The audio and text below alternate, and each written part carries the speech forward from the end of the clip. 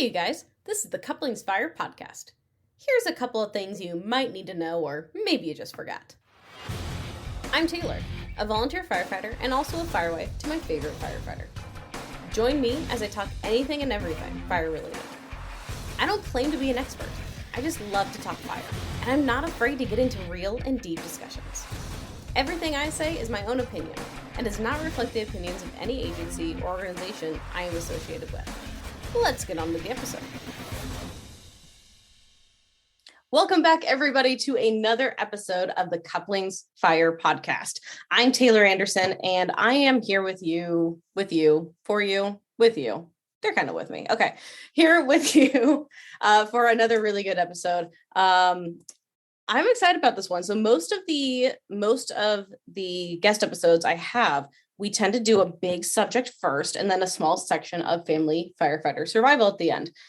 This one's kind of going to be switched. We're going to have a smaller, shorter kind of what we would normally call the bulk of the episode on a couple subjects we want to hit on, probably go down some rabbit trails. You know how I get. And then we're going to get into a big section of family firefighter survival because I think we have a lot to talk about, and I think it's going to be a very, very good one. So I have with me this week my guest, Jeremy Sanders from the Crew First Culture podcast. And Jeremy, I'm just going to let you say as much or as little as you want.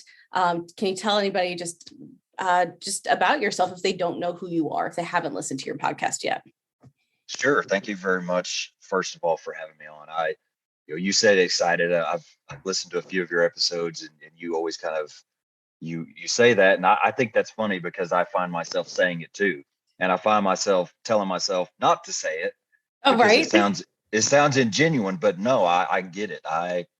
I'm excited every time I get to talk to somebody that enjoys talking, fire service, family, any of this stuff. I get excited. So yeah, I say it a lot. But Jeremy Sanders, I work for a full-time career department just north of Oklahoma City. I actually live just south of Tulsa, so I've got about 100-mile drive into the firehouse.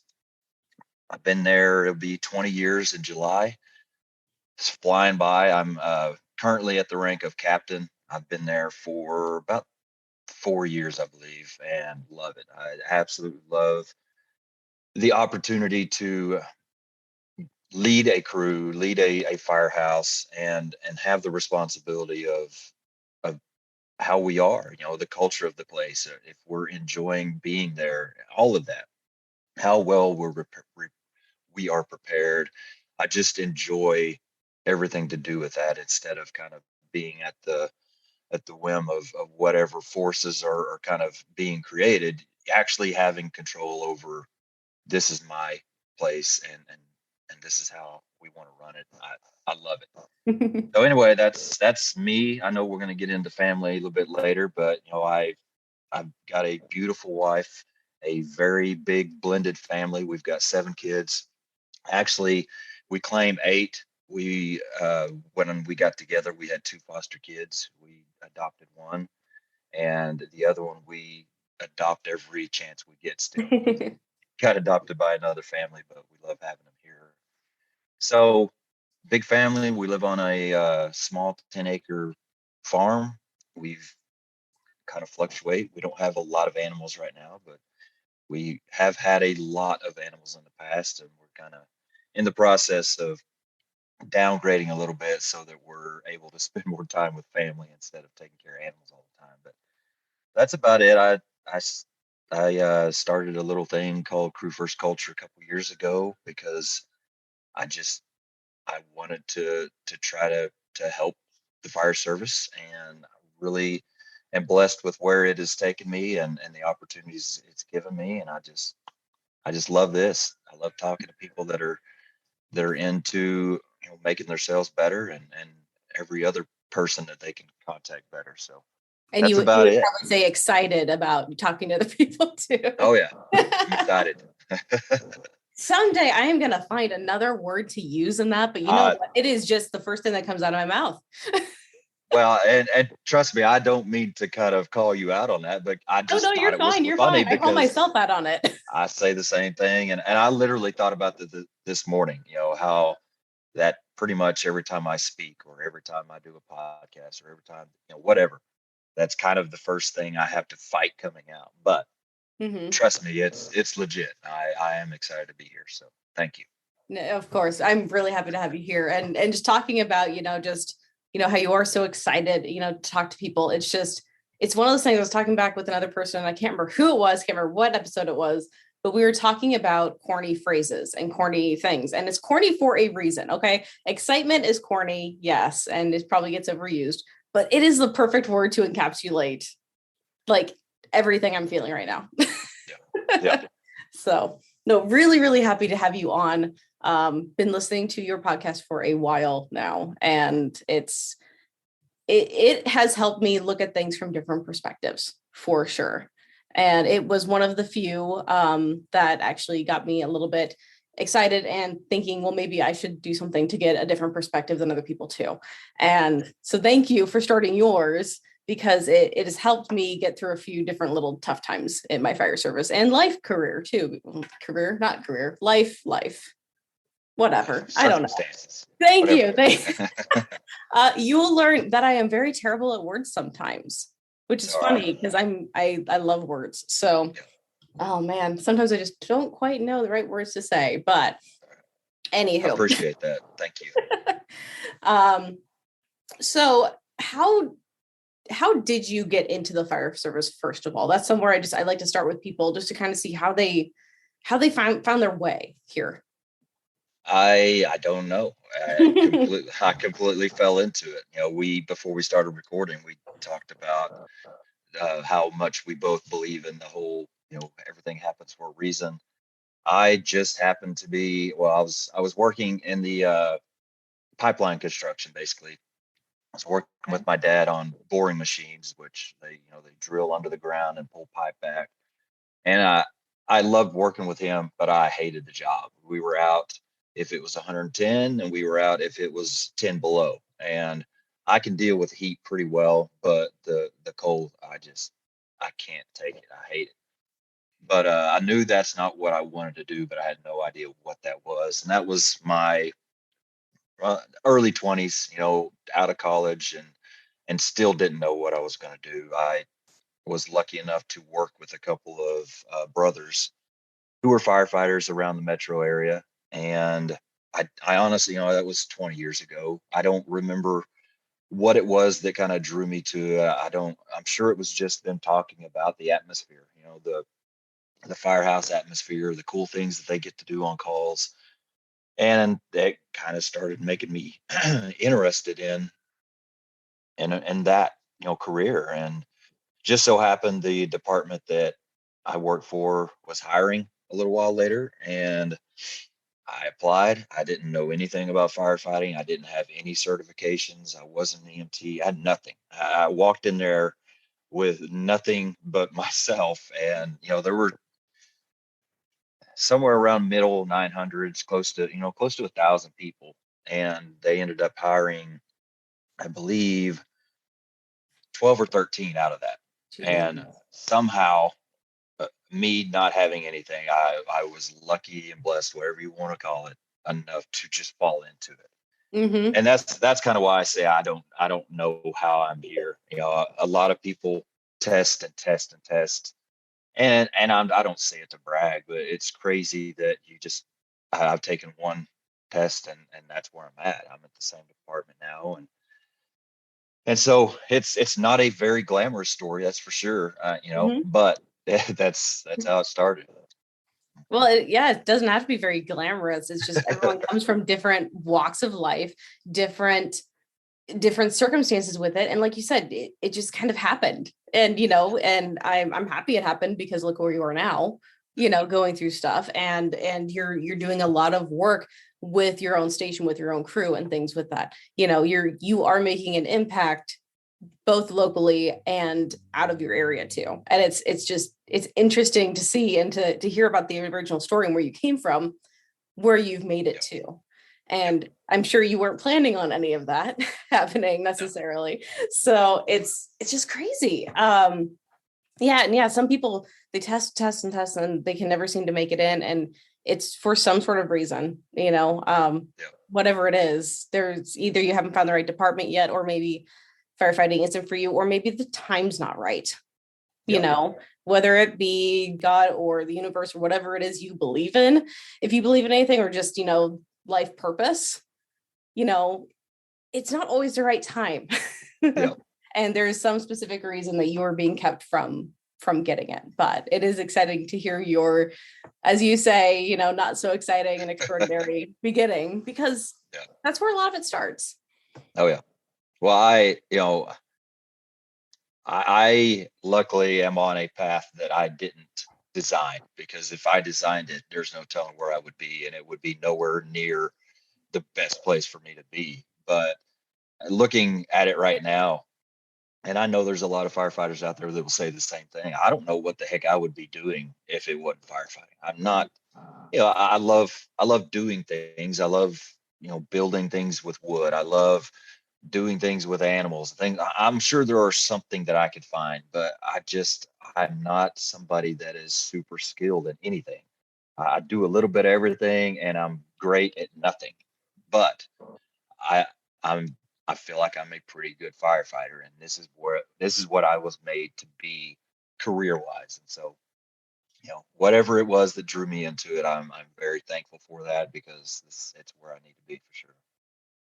And that humbleness, and I know it's genuine because I've heard you talk a lot. I've seen you interact and stuff, and that humbleness is what keeps you learning and wanting to do better in the fire service, and I think that is great.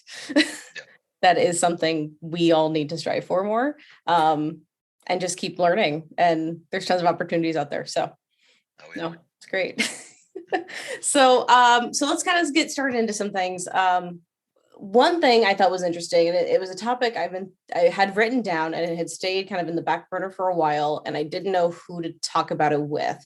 And when we were talking about getting you on, I was thinking this would be a great topic to talk about, because I feel like you've had some experience in this area, or just thoughts in this area in general, with choosing which hill to die on, right? Choosing your specific hills. And people have heard the term, or the phrase over and over, you can't choose every hill, you have to choose which hill you want to die on and stuff. So what does that actually mean for us in the fire service and as people in general, and how do we go about dealing with that? So do you have any initial thoughts on the subject? Oh yeah. I mean, I have so many directions to go with it. I'm sitting here trying to file them away, and trying to make some sense of what is going through my mind. I think there are so many ways you can apply that to the fire service. One that just really jumps out at, and it's funny because we talked about it yesterday over the phone. It didn't jump out at me, but as you're saying it right now, it jumps out very brightly at me, is the the goofy little stuff that we sometimes get hung up on. You Mhm. know, we're going to throw a fit about what color a t-shirt is that you can wear on a call, or what kind of hat you can wear, out in public. And then this is the stuff we get hung up on. Yet we got we have people and entire crews that don't know how to fold and put up your particular type of pre-connect, or your particular type of attack line. You know, that should be something that you can do blindfolded, Mhm. because it's something you have to know. You've got to know that. It's the most basic thing we can do. But there are so many people out there that is absolutely the truth. But they are wearing the appropriate, uniform, so they're good. That is, a particular area that we don't have to go down, but it's just funny that, that's another, place that you could head. One of them that really is, for me, kind of the most personal, is just it's the levels of frustration that you kind of you incur, and you find every once in a while in your career. For me, those frustrations kind of led me to the choice of, either I can continue to be upset, I can continue to be frustrated about things that I have no control over, and let it get to the point where I'm starting to send out hateful, stupid emails that basically are going to undermine and destroy my message, or I can find an avenue that is accepting of what I'm trying to do so that I can put that energy into something that's going to help somebody.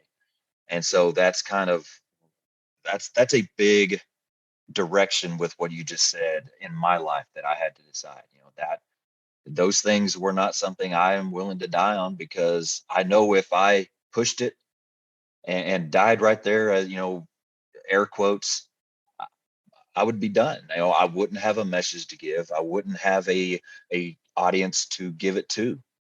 So I had to decide, okay, that's not my fight. I need to find somewhere else to send that energy and that message. So that's kind of a, I don't know, maybe hopefully that answers your question, Oh, but yeah, in my head it answers your question. yeah. No, just the way you're going with that. I love it. And I found myself on the track for that. I've found myself starting to get frustrated with one little thing. And then I get hung up on it. And then the next thing comes along and I'm still so frustrated. And it, like you said, it keeps building and building and building. And it's really hard to stop yourself before something happens, before something bad happens with that. And it's something I think a lot of people have to go through first before they really understand it. They have to let it go too far. I hope everybody out there listens to this and they can learn from at least my mistakes and other people's mistakes and not do that. But a lot of times it's just like when you're a teenager and growing up, you make a lot of stupid decisions. Yeah. Sometimes you have to make the stupidest decisions to learn a lot. And it's tough. It is tough. It's tough to not let every little thing bug you and to stick true to the biggest things out there that actually mean something. Yeah. Yeah. I can, and this is a conversation within my head that I have all the time. On my way to work, tell myself, we're going to have a good day. I don't care what goes on. I don't care what goofy little things that, we are dealing with or fighting, whatever else, we're still going to have a good day. I, I could tell myself that the whole hour and 40-minute drive to work and 5 minutes inside those doors, I'm already, faced with all of that reality that you just can't talk yourself out of it. You've got to purposefully avoid those things Mm, as they come up every single time. And I'm like you said, I don't get me saying these things as somebody who has it figured out. I say these things because I fight them all the time. I cannot figure out a way to not fight them yet. Hopefully one day I will figure out a way to just it'll be done and I don't have to worry about it. But I continue to get irritated about stupid little stuff that I have no control over. I'm the person that does get irritated that you know that we can't just wear a regular t-shirt. We can't wear a certain style hat, or it doesn't make sense to me. If that's what the crews want and it looks professional and it's not hurting anybody, who gives a crap? I don't care. mm, But that's what some people just love to harp on, and that's what some people love to dig their heels in on. And so, if that's the case, and those people are the people that are making the decisions, I, it doesn't do me or my crew any good to get upset about it or waste any amount of time of my day, focusing on it. It doesn't. So, that's kind of something that I literally have to fight through every single day, because there's always something that wants to attack me kind of in that way. yeah, when you talk about, just losing energy from fighting it, it's something that, yeah, if you fight every little battle that comes, if you don't ever take a rest, if you don't ever just say okay and just deal with it and just you don't love it but let it pass you by and just deal with it, you're not going to be ready for the battles that actually matter. What if you have something good that needs to be there to better the crew for um life-saving strategies or things like that, like what if there is something you need to implement or means so much, but you're so wore out and people are sick of hearing from you and whatever it is, you're sick of dealing with yourself at that point from all the frustration within, and what you say doesn't have any any impact anymore. It reminds me of like The Boy Who Cried Wolf, like we were just talking about yesterday when that came up. It's just, you say it so much and you just complain so much that people don't care anymore. They don't listen to you. You're written off as the person that just is cranky about everything. You can't make them happy. Yeah, absolutely. And that, that's another struggle that I've had to live through and learn from.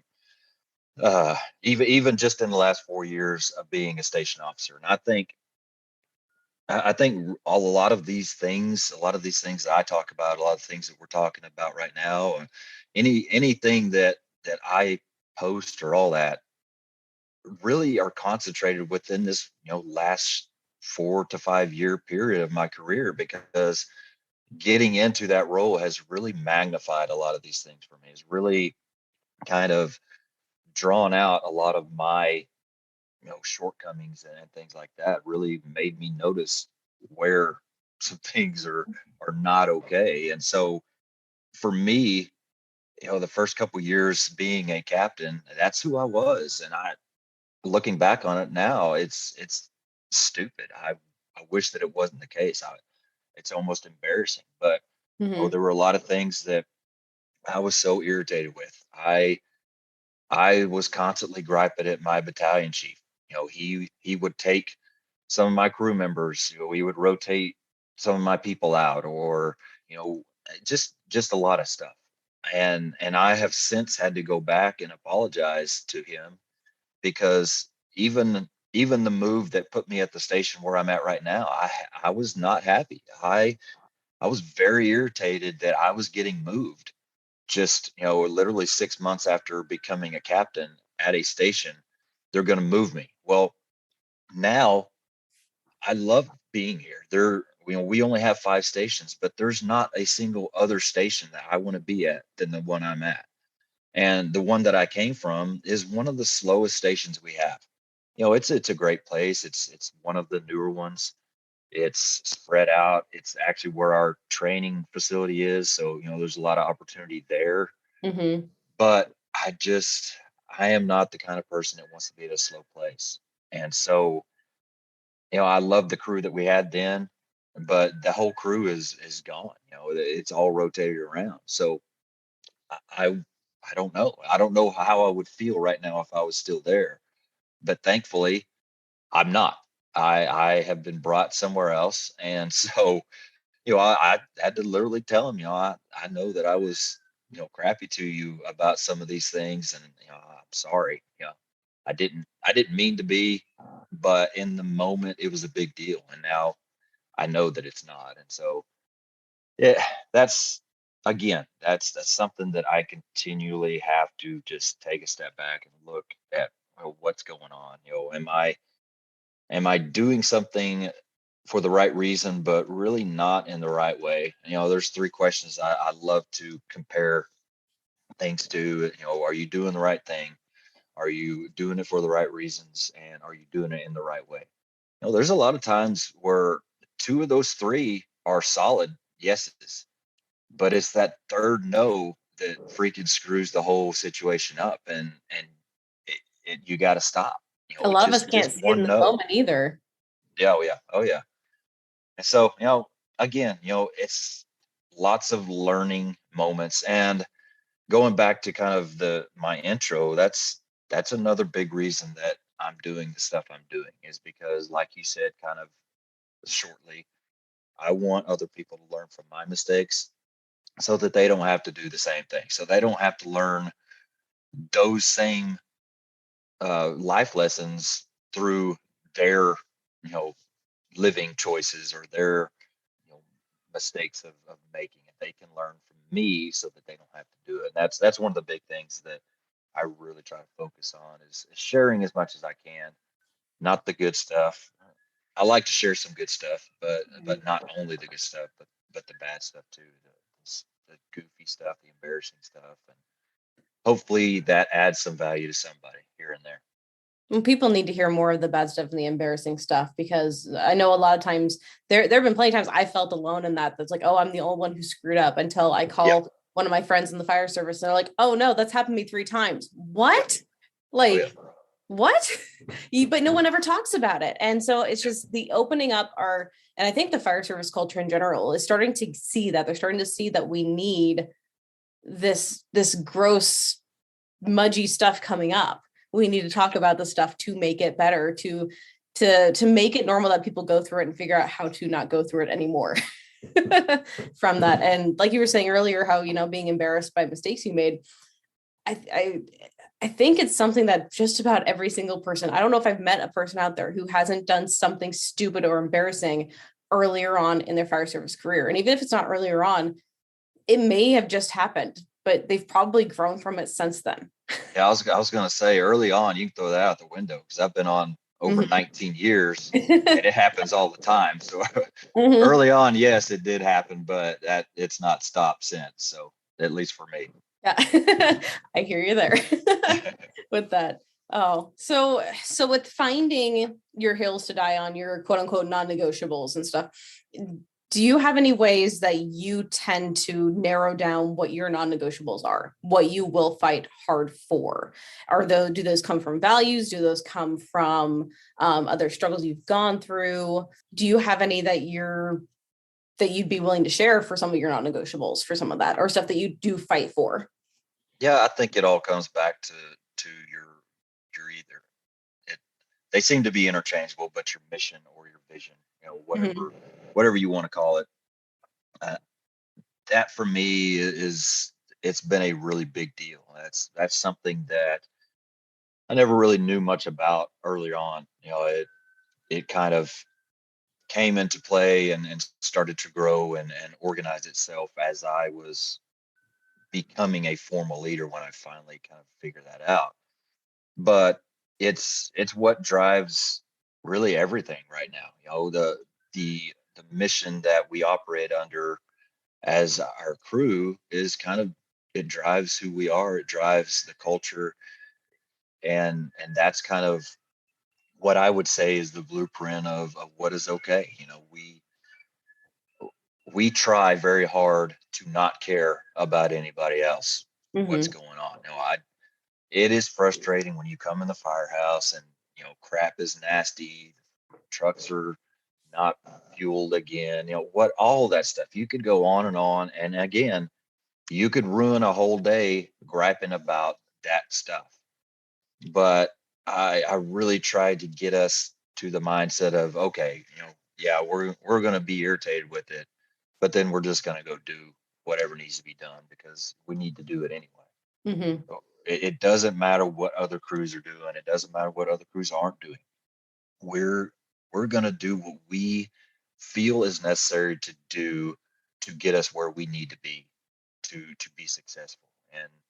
And so that I kind of put a post basically saying that same thing a little while back is it doesn't matter to me that other people look at me as far as just who I am.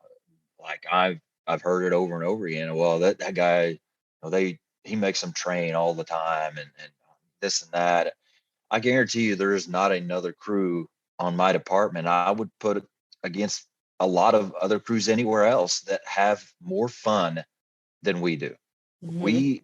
We are together just and in close quarters all day long. Not because we have to be. We have a pretty small station, but we still don't have to be together all day. There are very few other crews that I have witnessed that are together all the time. There's always somebody that kind of is straggling around or finding a hiding spot or whatever. We are together all the time because we want to be, because we enjoy being together, and that's who I want to be as a crew. That's the people I want to work with. I Mhm. would have a hard time working with people that want to hide and don't want to be part of the team. But yeah, it's just funny because that's who we are, literally. But people that don't know how things are going, they just see the posts or they just know that I have a podcast, whatever. They come up with their own conclusions. But really, what we're doing, it doesn't matter.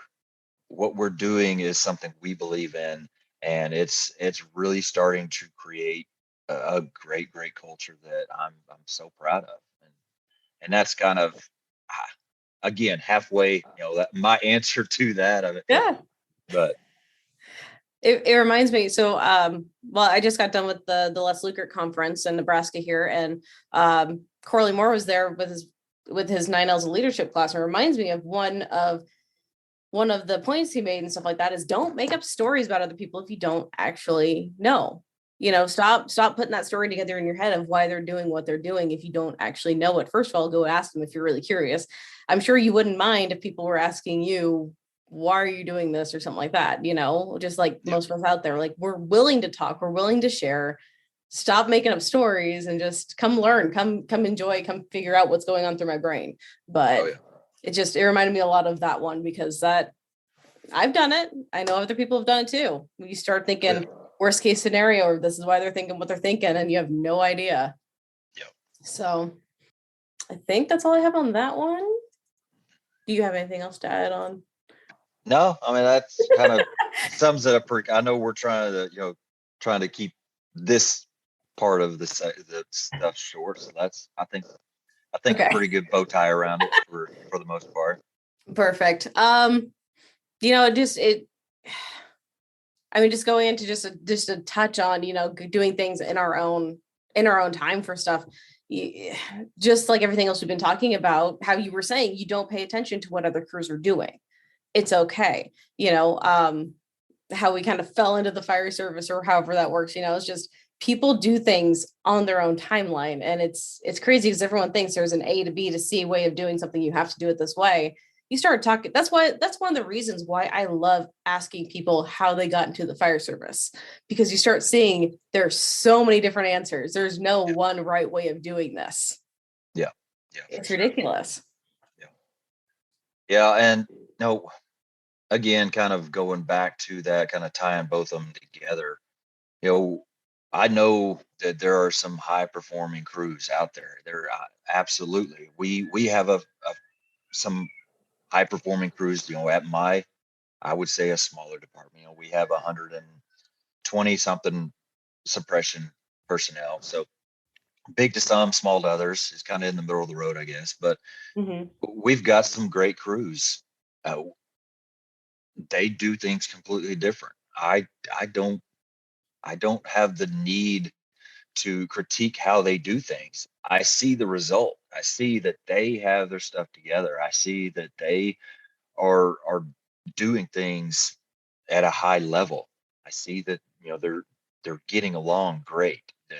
They enjoy going to work together. That's all I care about. And really it doesn't. It's none of my business. I don't work there, so why should I even care? But that's really the results are what I'm looking at. I know really quick, and really anybody can just look at a crew and figure out some basic things, figure out if they get along, figure out if they, kind of have a grasp of what's going on, anything really basic you could pick out pretty quick. And so all of the inner workings of what made that possible, yeah, you could put that in so many different packages, and that's great, because really as a leader, you've got to figure that out, because the more people you have underneath you, the more different ways you're going to have to teach and instruct and connect with somebody, because we're all different. And if I've got 4 other people, so it's not too bad. We've got some stations that there's 12, 14 people. That's a lot of people to be concerned with how I'm trying to reach that person, how I'm trying to connect with them, how I'm trying to inspire them.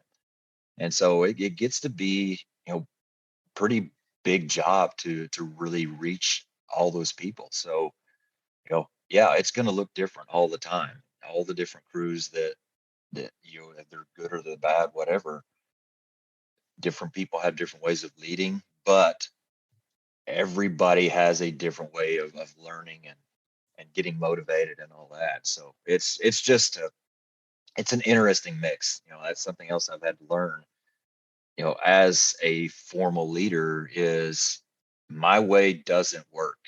If I want to lead a crew the way that I want to lead them just 100%, I'm going to fail miserably because, maybe I'll reach a couple, maybe I'll reach half, but there's going to be some people that I'm going to turn off right away, and I will never get them back if I don't find ways to kind of be flexible enough to get in their arena of what makes them comfortable. That is nice to hear because that is something I fully believe in. There's nothing saying you can't have your way of doing things, but you need to be flexible enough with it to still mold around other people and still have that spark that makes you be as good as of a captain or a leader as you are. Yeah. But it reminds me of a lot of different things. So everything you're just talking about, my brain is going 1,000 different directions. But it reminds me of my husband cooking. Drives me nuts sometimes because he does not do things the way I would. Oh, it drives me up a wall. It's like, okay, it's something as stupid as he's cutting the peppers a certain way. Like, wait, that's not the way I would do it. Why? Where? First of all, where'd you learn that, or how'd you come up with that? Because that is not right. But by the end, the supper comes out cooked, and guess what? It tastes the same. It's fine. It's okay if he does things differently. I just have to sit back and trust him. He's got to be okay to cook, which is scary sometimes because he can grill. Cooking on the stove, he's getting better, so he's starting to learn that more, I think, at the station. So that's good. Yeah. But no, when it comes to different crews and working differently, there's, like you said before, there's so many different personalities out there, and there's so many different ways to get something done. And your crew isn't going to fit everybody else perfectly. They need their own space too. And it's interesting how these crews tend to, definitely by putting in work, but tend to attract the people that fit into them best. And so, yeah, your crew might not be right for this one person, but they're going to find another crew that works really well for them. And they're going to do really hard, good work with them doing it their way. And it's cool to see that. And it's cool to see departments where that culture is flourishing. Yeah. And for me, if you don't like what we are doing, if you don't like the atmosphere that we're building, I don't want you there just as much as you don't want to be there. I don't want somebody there that it's not what they want. I want people that fit in. And no, I don't. When I say that, I'm not trying to say that I want everybody to fit a certain mold. Mm-hmm. I just want everybody that I'm working with to appreciate and buy into the vision and the culture that we've created, because that's what's going to continue us in the right direction. If we get a person or two that completely hates how we operate, it's going to bog down everything. And it has, we have experienced that before, and it's very hard to overcome that, even if it's just one person. And so that's what kind of makes me say that I'm okay. I don't take it personal. And I've told my crew members several times over the past couple of years this very thing. If you don't like being here, let me know. It's not going to hurt my feelings. I would rather you let me know so that I can kind of figure out a way to help you get somewhere else, so that we can get somebody else in that might want it better. Mm-hmm. And that's the 100% truth. I don't care if somebody wants to go somewhere else. I just want people that want to be where we're at. And so, that's kind of a big deal to me.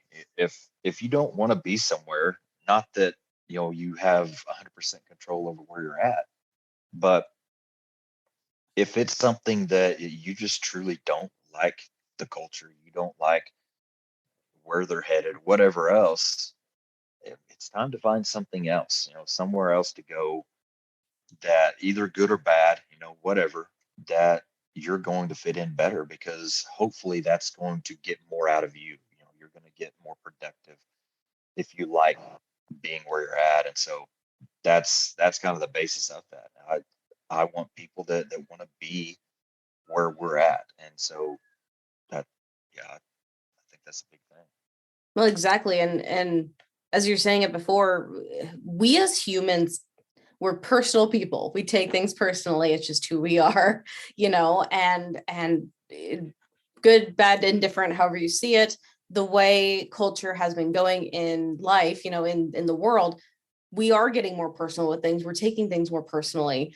So things that are said or happen or whatever, we internalize that. And people take it so personally of, hey, you shouldn't be on here because you're not really shouldn't.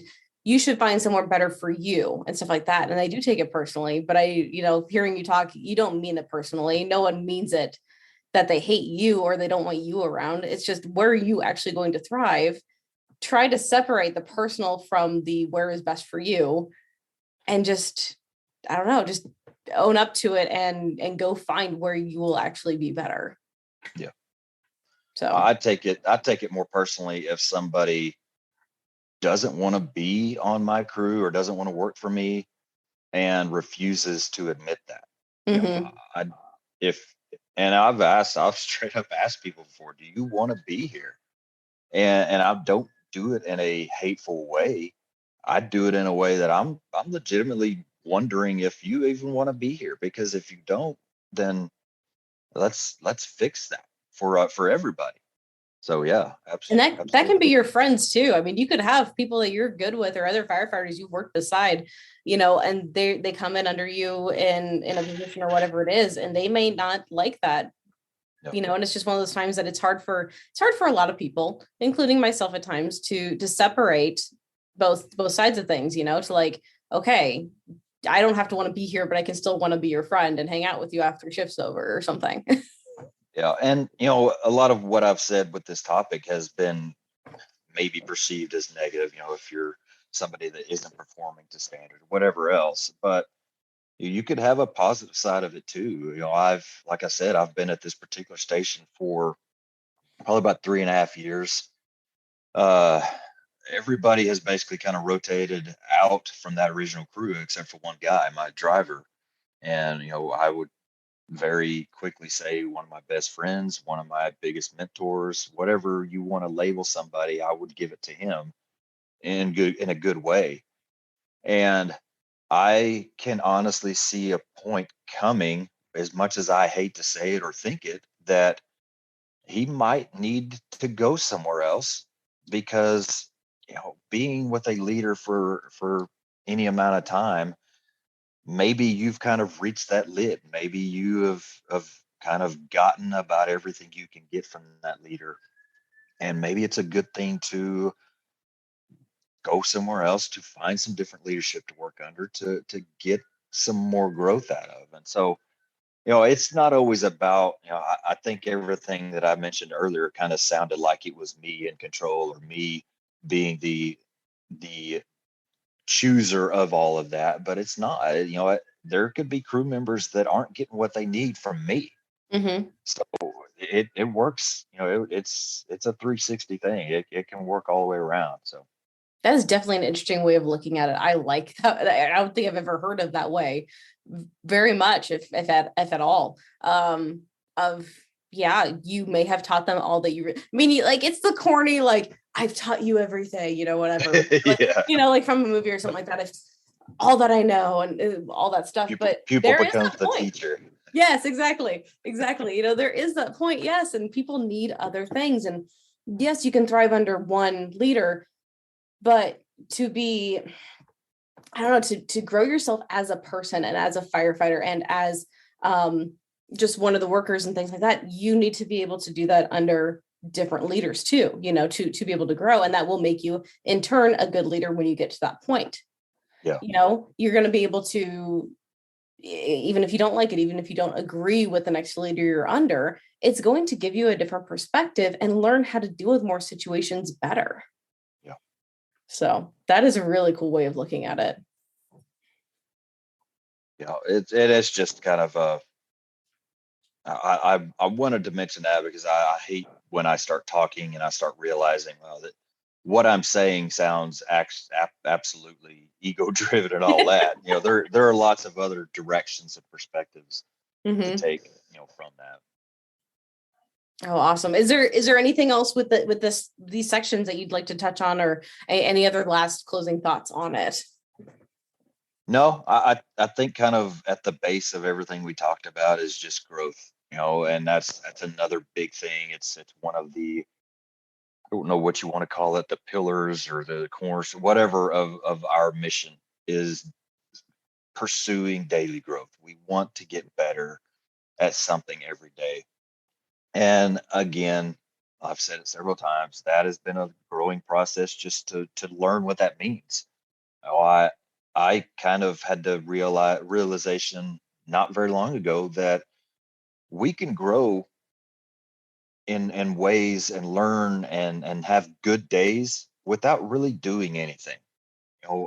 We've had days where we don't train. I'm not going to stand up here on the platform of saying we do it every single day. I hope that we do. I hope that we can get some type of good physical training in every day.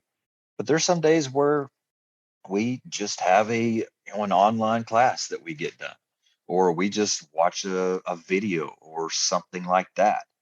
We still learn. It's still a good day. But even further than that, and this is what I've had to learn, we've had days where we didn't do anything. We didn't even sit down and do anything over a computer or a TV. But what we did do is we got out and we did an activity together as a group and had a great time. And we built camaraderie and we had a great day. And that's a good thing. That's a win. That's something that I need to look at as a positive day. And kind of going back to some other things I said, a good day, a growing day, whatever you want to say of that day, is not only, it doesn't only happen if it fits my mold. There are lots of ways for those things to happen, and it might not look exactly like I think it should, but that doesn't mean that it's not there. And so, just continuing to find those good things every day, find the growth every day, challenge each other every day. If you are with one person at your firehouse that's great, that's into it, you're you're a lot better off than some people. Take advantage of that. If you're with a whole group of people that are into it and that enjoy growing and learn together, man, you don't know how great you have it. Take advantage of those times because it won't last forever. It will not last forever. And if you don't take advantage of those opportunities, you're going to find yourself with a completely different crew that doesn't want to do anything. And all you're going to think about is, man, I wish that I can go back and do what we used to do. And so just take advantage of what you have, take advantage of the opportunities and the time you have with each other, and do the best to get some good out of each day. That's, I'll kind of leave it at that. That's So about the I best I got can one sum more. it up. I got one more Yeah. touch on because you keep making my brain run here. But talking about just the rest days and things like that. I mean, there's been so much on social media within the last couple of years of self-care, right? Like especially as soon as COVID hit, it was Oh, self-care, yeah. self-care, self-care. And you know what? Our crews and the fire service have a version of self-care too.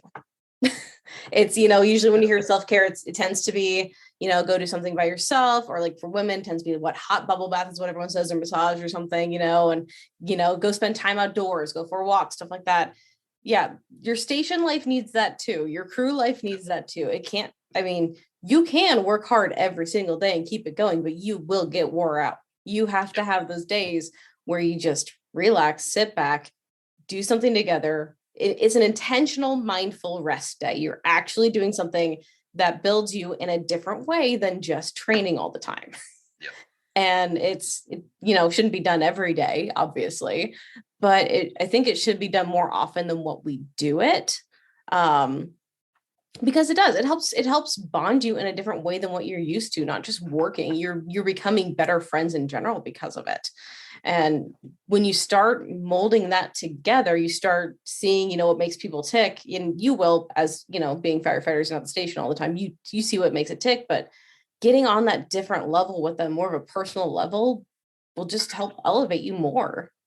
And you can you can relax with each other and stuff even better than what you already had been. So yeah, the mindful rest days, the quote unquote self-care days, however you want to call it. And like you said, yeah, it might not look exactly like how you wanted, but it'll still be good. Oh yeah, for sure.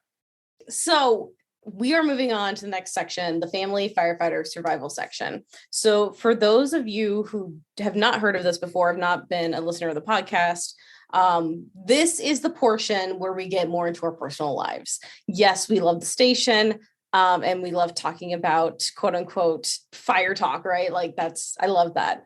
But this is something different for us. Something that not a lot of us tend to talk about is our family lives.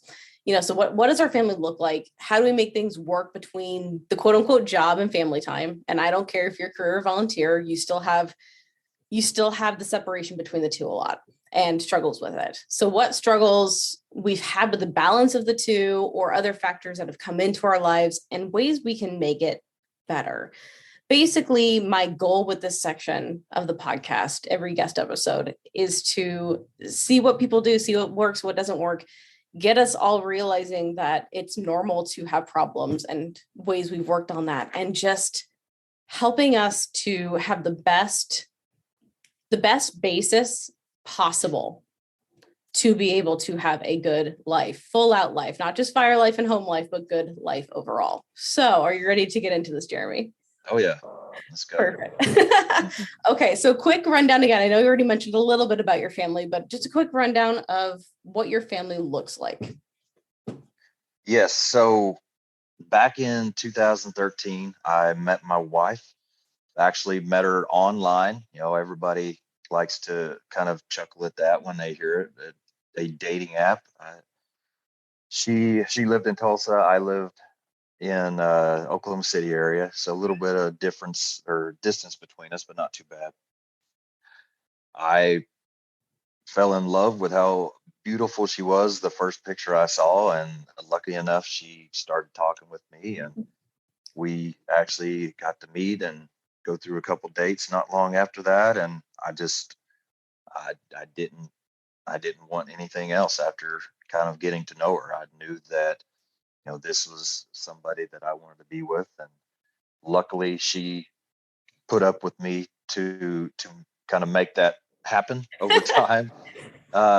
We So I guess before that, and this is going to be a jumbled mess, I'm sure, because there's lots before it that we'll get into too, but I'm just talking current life. But I have two biological kids, a son and a daughter. When we got together, I also had two foster kids, two boys, two brothers actually. And so single dad of four. It was a single mom of four. She had a daughter and three sons. And so when we made the decision to move in together, it was crazy. It was absolutely, there's no way that I would have ever been prepared for that moment. And I was absolutely not prepared for that moment. Joining, really realistically joining three different families together under one roof. Uh, yeah, we had been dating for around a year or so when it happened, but still pretty new with each other. There's just so much going on. My oldest was 8, I believe, and she had teenagers, which for me just blew my mind. I had no idea how to handle teenagers, and I failed miserably. But anyway, so when we got together, we had 8 kids. We ended up adopting one of the brothers. Luckily enough, the other brother got adopted in the town that I work for, and so we still get to get him quite a bit. I'll pick him up after work and keep him for sometimes a day, sometimes a week. Bring him up to the farm, and we love getting to hang out with him, especially his brother. His brother loves him to death. We all love him to death. He's a mess, but it's just a situation that we are very thankful for, because there's not a lot of families that foster kids that when they adopt out other families are still allowing you to be in their lives. But it's a great situation. And so a couple of our kids have gotten old enough to where they moved out, so we don't have everybody in the house now. Actually, we've got 3 that have moved out. and one of them, her youngest son, is still kind of back and forth with his dad. So realistically, we only have three kids in the house, sometimes four at at the most, which is a drastic kind of turn from what we started out. We're having to learn how to cook smaller meals now, which is funny because we still have four kids. But my wife's a nurse. She works in she manages a dialysis clinic in Tulsa. She's been doing that for I think around 5 years now. So she really enjoys that. She just got promoted to that director spot. So I think she's a little nervous. She's trying to kind of figure it out, but it's been a really cool thing because it's given us something else to connect with.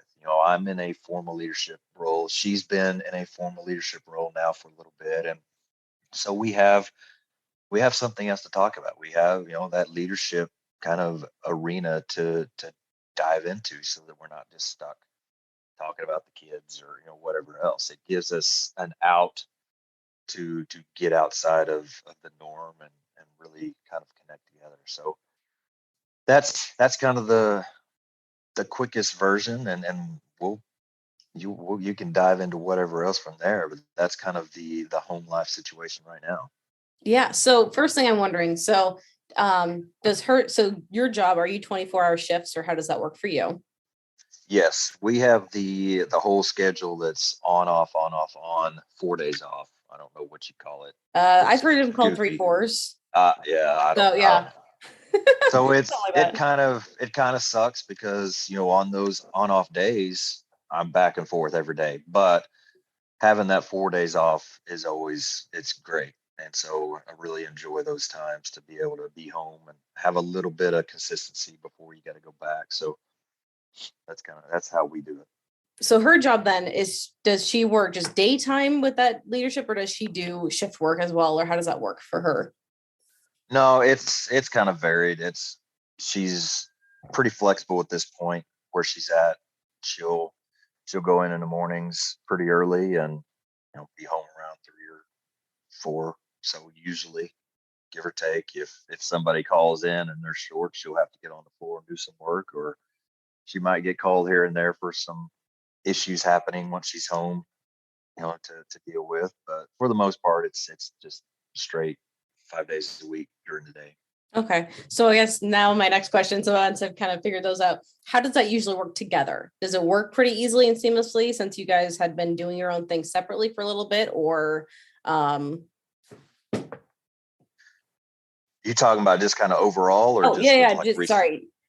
No, that's fine. Yeah, so just It's overall, like how, I mean, does that work for you really well? Are there, is it mostly positive? Is there some struggles with it or how does it Oh yeah, there's what do you absolutely think? some struggles with it because you know the the inconsistency of my schedule alone it Mhm. makes it a mess because there's a time frame, a decent chunk of time where I'll be home consistently, then a decent chunk of time that you don't know, I'm on off, I'm back and forth. So just depending on whatever day, whatever situation comes up lands on, if I'm home, then perfect, somebody's home. But and it's gotten better than it used. She used to be in a acute dialysis, which is at the hospitals, and which was totally up in the air. I mean, she could go Uh, in early in the morning and she could be working till 11 o'clock, 12, 1 in the morning. And so that was very hard to kind of keep a grasp on because it was just so off the wall. Now that she's more consistent, and we've done it for 8 years now, we got to, and also on top of that, we've lost some kids out of the house. So mhm. definitely able to kind of control things a little bit better. Obviously when we schedule appointments, we're pulling up calendars, trying to figure out, who's home and all that. So kind of pre-planning, which is, I will admit right off the bat, is definitely her area. I am awful at scheduling and keeping track of things. She has done a great job of that, but making sure that things lay out the best, as good as we can, kind of puts us in that situation. We don't haven't had a lot of kids play sports, but when we do, that's always an issue. Hmm. You have games or practices that nobody's here, and we at times we haven't really had anybody around that we either know or that are available. We don't have a lot of family that are just super close, and so yeah, we've definitely had times where we've just had to figure it out and just make the best of it. But it luckily enough, it's kind of, for the most part, it's worked itself out Yeah. when we needed it to. That is actually, that was going to be one of my next questions is, did you have any family or any close friends or anyone that was able to help with that? Because the people who have that, um we moved closer back to family, which is nice because we in the future will hopefully have something like that, but not everybody does. And it's so nice for the families that do, but for the families that don't, there is extra juggling around you have to do. Or I mean, I can't even imagine trying to find a babysitter or daycare or something like that for younger kids that would work with, firefighting and first responder type schedules. Yeah, no, and it's so, like I said, when we got together, when we met, I was in Oklahoma City. That's where my family basically is. Most of them. Uh, she was from Tulsa. She's only got one sister, and both her sister's family and her parents live in the Tulsa area. So right now we're still probably 20-25 minutes away from them. So Mhm. if we need somebody, like we try to have date nights pretty regularly. She loves going to concerts, so we try to go to quite a few concerts, and on those nights, hopefully we can have somebody watch the kids so that we don't have to worry about coming back a certain time or even just getting in a hotel and staying. And it's nice to have them for that, even though there's not a lot of choices, just a couple. Our oldest daughter has actually done a lot for us now too. Now that she's old enough to kind of be settled in and comfortable with it, she's done a lot to help us on those nights. So that's nice. That's awesome. It was, it was, and it's still kind of. I've never really regretted moving. I love what it has given to us, especially now that we're in the country and where we're at. I won't regret that, even if it's a long drive for me to go to work. The only thing that I have that I kind of I don't say it's a regret, but the only negative out of it is moving away from my family. Hmm. We were very close. We still are, close. We were very close, spending a lot of time together. So that was kind of a hard adjustment, and it's definitely been hard on my mom for sure with kind of that move. So if it's an extended thing where we're gone for a couple of days or whatever, we still have that option of kind of letting them go to my sister's or letting them go to my mom's for a little bit. So that's still an option, but not really a quick, easy option. Yeah. But back when I was home alone with 4 kids and working as a full-time firefighter, you can't do that without having help. Yeah, and that So that was going to be the next part I wanted to get into was especially so I grew up my family did foster care and we always had tons of kids in the house. Well, there were four of us growing up and then usually there was at least two if not four foster kids too. yep, So a very big family and it was amazing. I wouldn't trade it for the world. It was such a good experience. We got to know a bunch of different people and a lot of the kids that my parents were helping to foster, we still know to this day. yep. And it's great. It's fantastic. But how does that work with the firefighter schedule if you're the single dad type? I'm very curious about that specifically, but especially, yeah, just having the four kids together. How does that work, or how did that work for you? It only works when you have help. I will say that. And thankfully, I had some good help. Like I said, my mom or my parents were pretty close, so they did a little bit of helping. I found a great family in the town I work in that just wanted to do something good for somebody, and so somehow I got connected with them, and they watched my 2 kids earlier on in life. back when I was a single parent of two. This, to sit down and lay out my story, I think would take several weeks of straight recording. But they helped a lot back. When it was all of us, when it was me and the four, I got to know the director of the daycare I used, and her family is actually the family that adopted our other foster son, and was close with them. They helped a lot with all four of them when it was just me and them. And like that's the only way to describe it. If you don't have a lot of help, you're not going to do it. You're not going to do that by yourself. Be a firefighter at least. If you've got a normal job, and are able to pay for daycare, I'm sure you can make that work. But being on for 24 hours, that doesn't happen. So yeah, just by a lot of blessings, I was given a lot of people in my life that helped out and made it work. I don't even know, are there daycares out there that do 24 hours like that, or? There are daycares that are open for 24 hours, but even the ones that are open for 24 hours, you can only keep kids for a certain amount of time. And so you're still restricted in that way. Okay. Or at least as much as I know. Yeah, unless it's changed or however that is, or unless something else popped up yet. But no, it's interesting because it's something that's like, oh, I didn't think about that. Of like, what if you don't have anybody else or anything? How do you make that work? And I would only assume like you'd have to hire a nanny or something for it, and that can get expensive too. And oh man, so what got you? So you had your two kids, your biological kids. What made you go into foster care? How did you start thinking about it, or think that you could do it, or all this stuff? I want to go through your brain. Well, my answer will mirror my answer of how I'm a firefighter.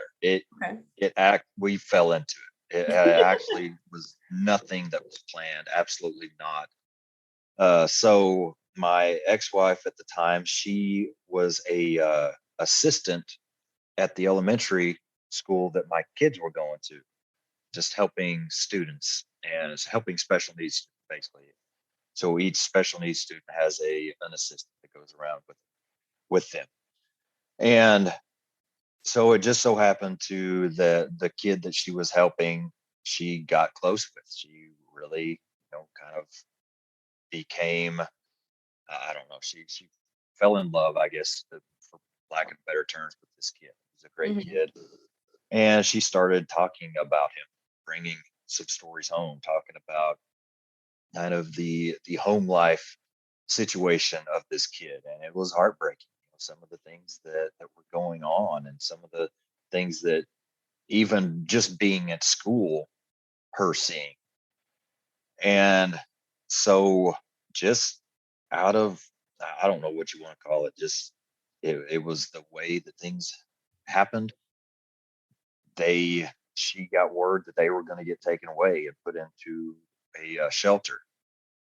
And so she came home, basically, I think it was a Monday, and started talking with me about, hey, he's going to get taken away. He's going to get put in a shelter. I don't remember the conversation, but basically, is there anything we can do to bring him in to our house? Basically, is the sum up of that conversation.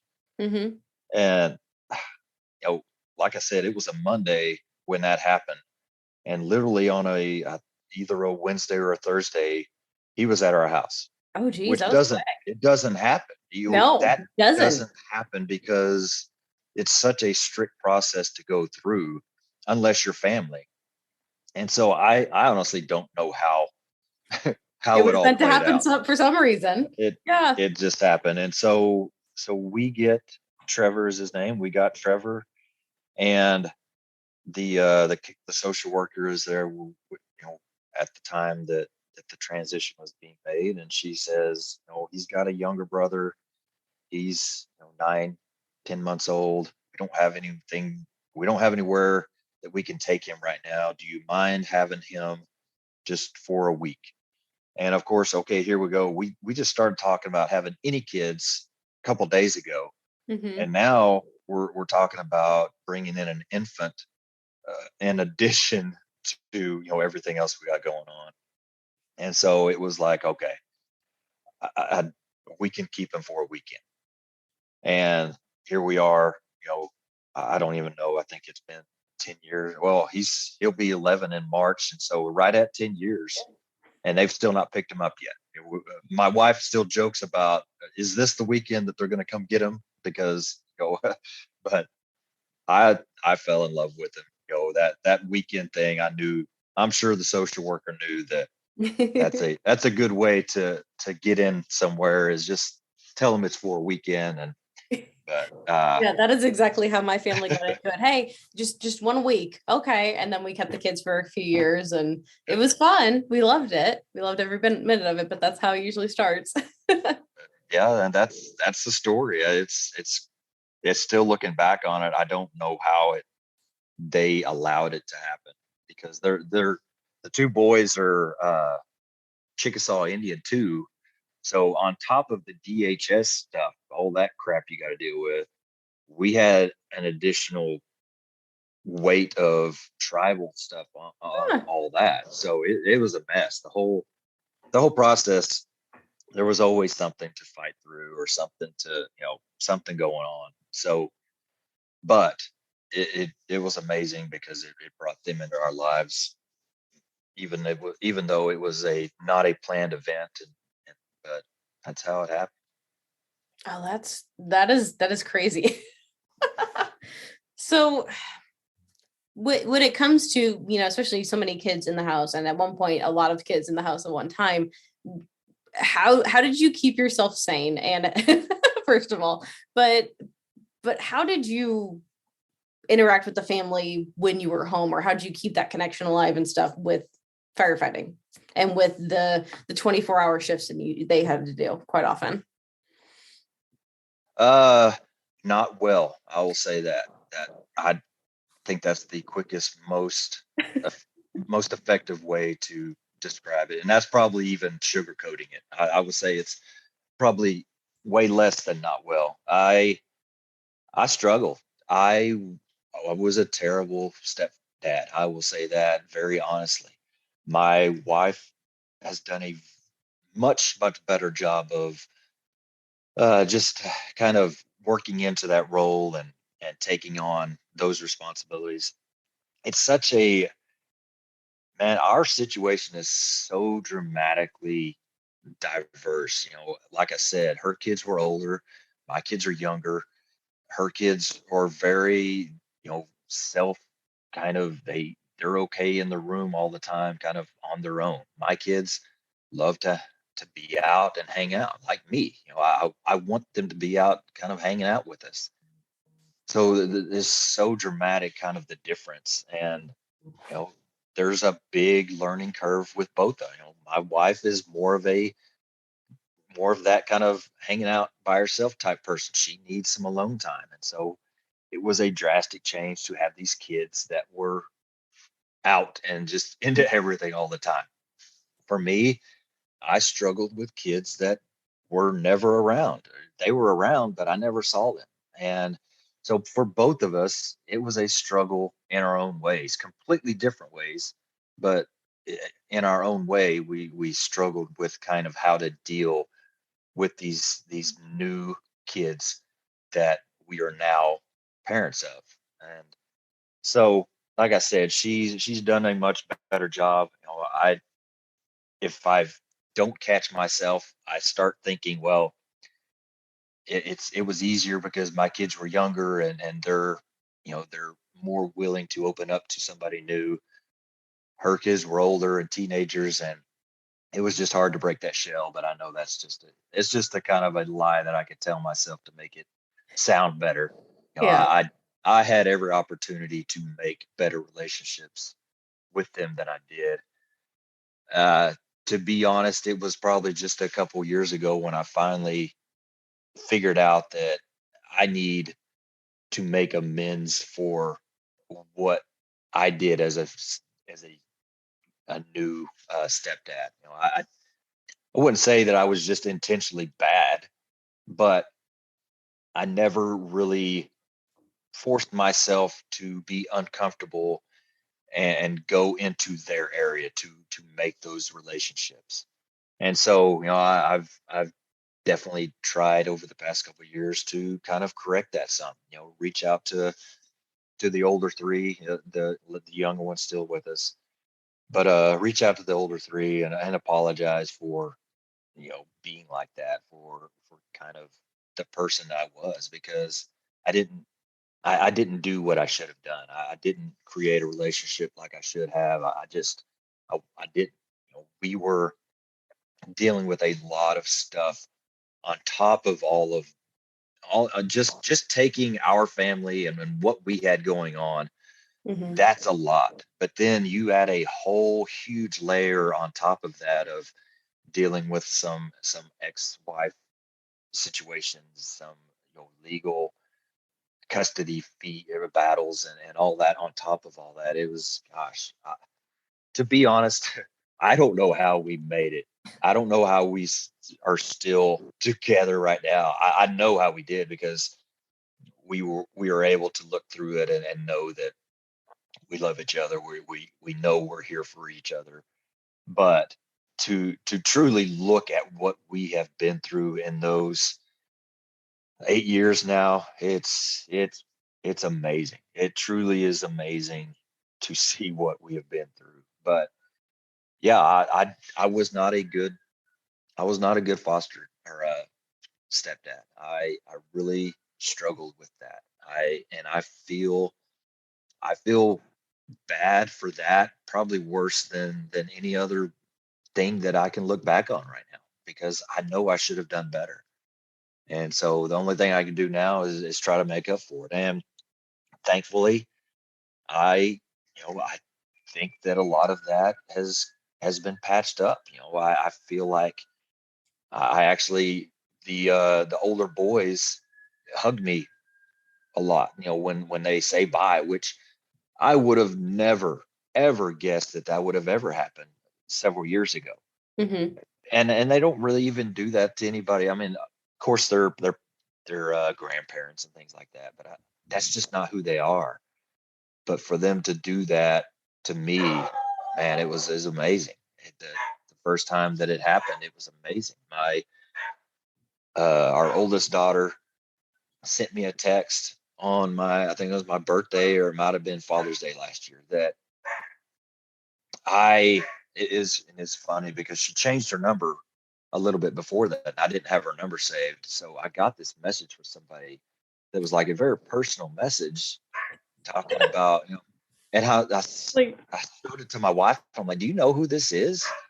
She's like, "Oh yeah, that's Jay." And I'm like, "Oh my gosh!" Well, I would have never guessed it was her, because the words that she said is like, she won't say anything like that to me.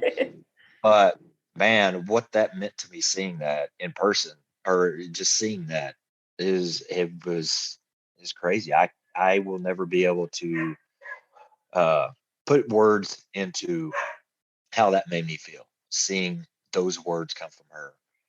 And so it's been a great kind of a vindication. I don't know if that's the right word, but being able to kind of correct some of those mistakes now, and hopefully kind of lay the groundwork for some great years to come with them, has been amazing. It's been awesome, and it's been something that I needed to do. I had to do that. I had to make that right, because I'm the one that put us in that situation. So mm-hmm. it's been nice.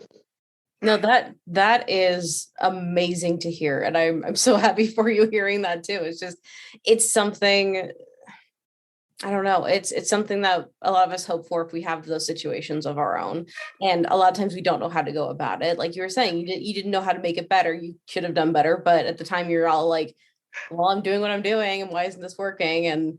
And that's where a lot of us get stuck, is in that cycle of, I don't know what to do. This is not working and stuff like that. But we're always doing things our own way of how we like things done. And it kind of pulls me back to like before this section, we were talking about all of the crew life stuff too, is just, you have to get out of your shell, and you have to put yourself into other people's shoes and what they're used to and what they want and how you're going to connect with them best. And just to see how, life lessons work both ways in all areas of life, and just seeing it transfer straight over, from family life into fire and vice versa.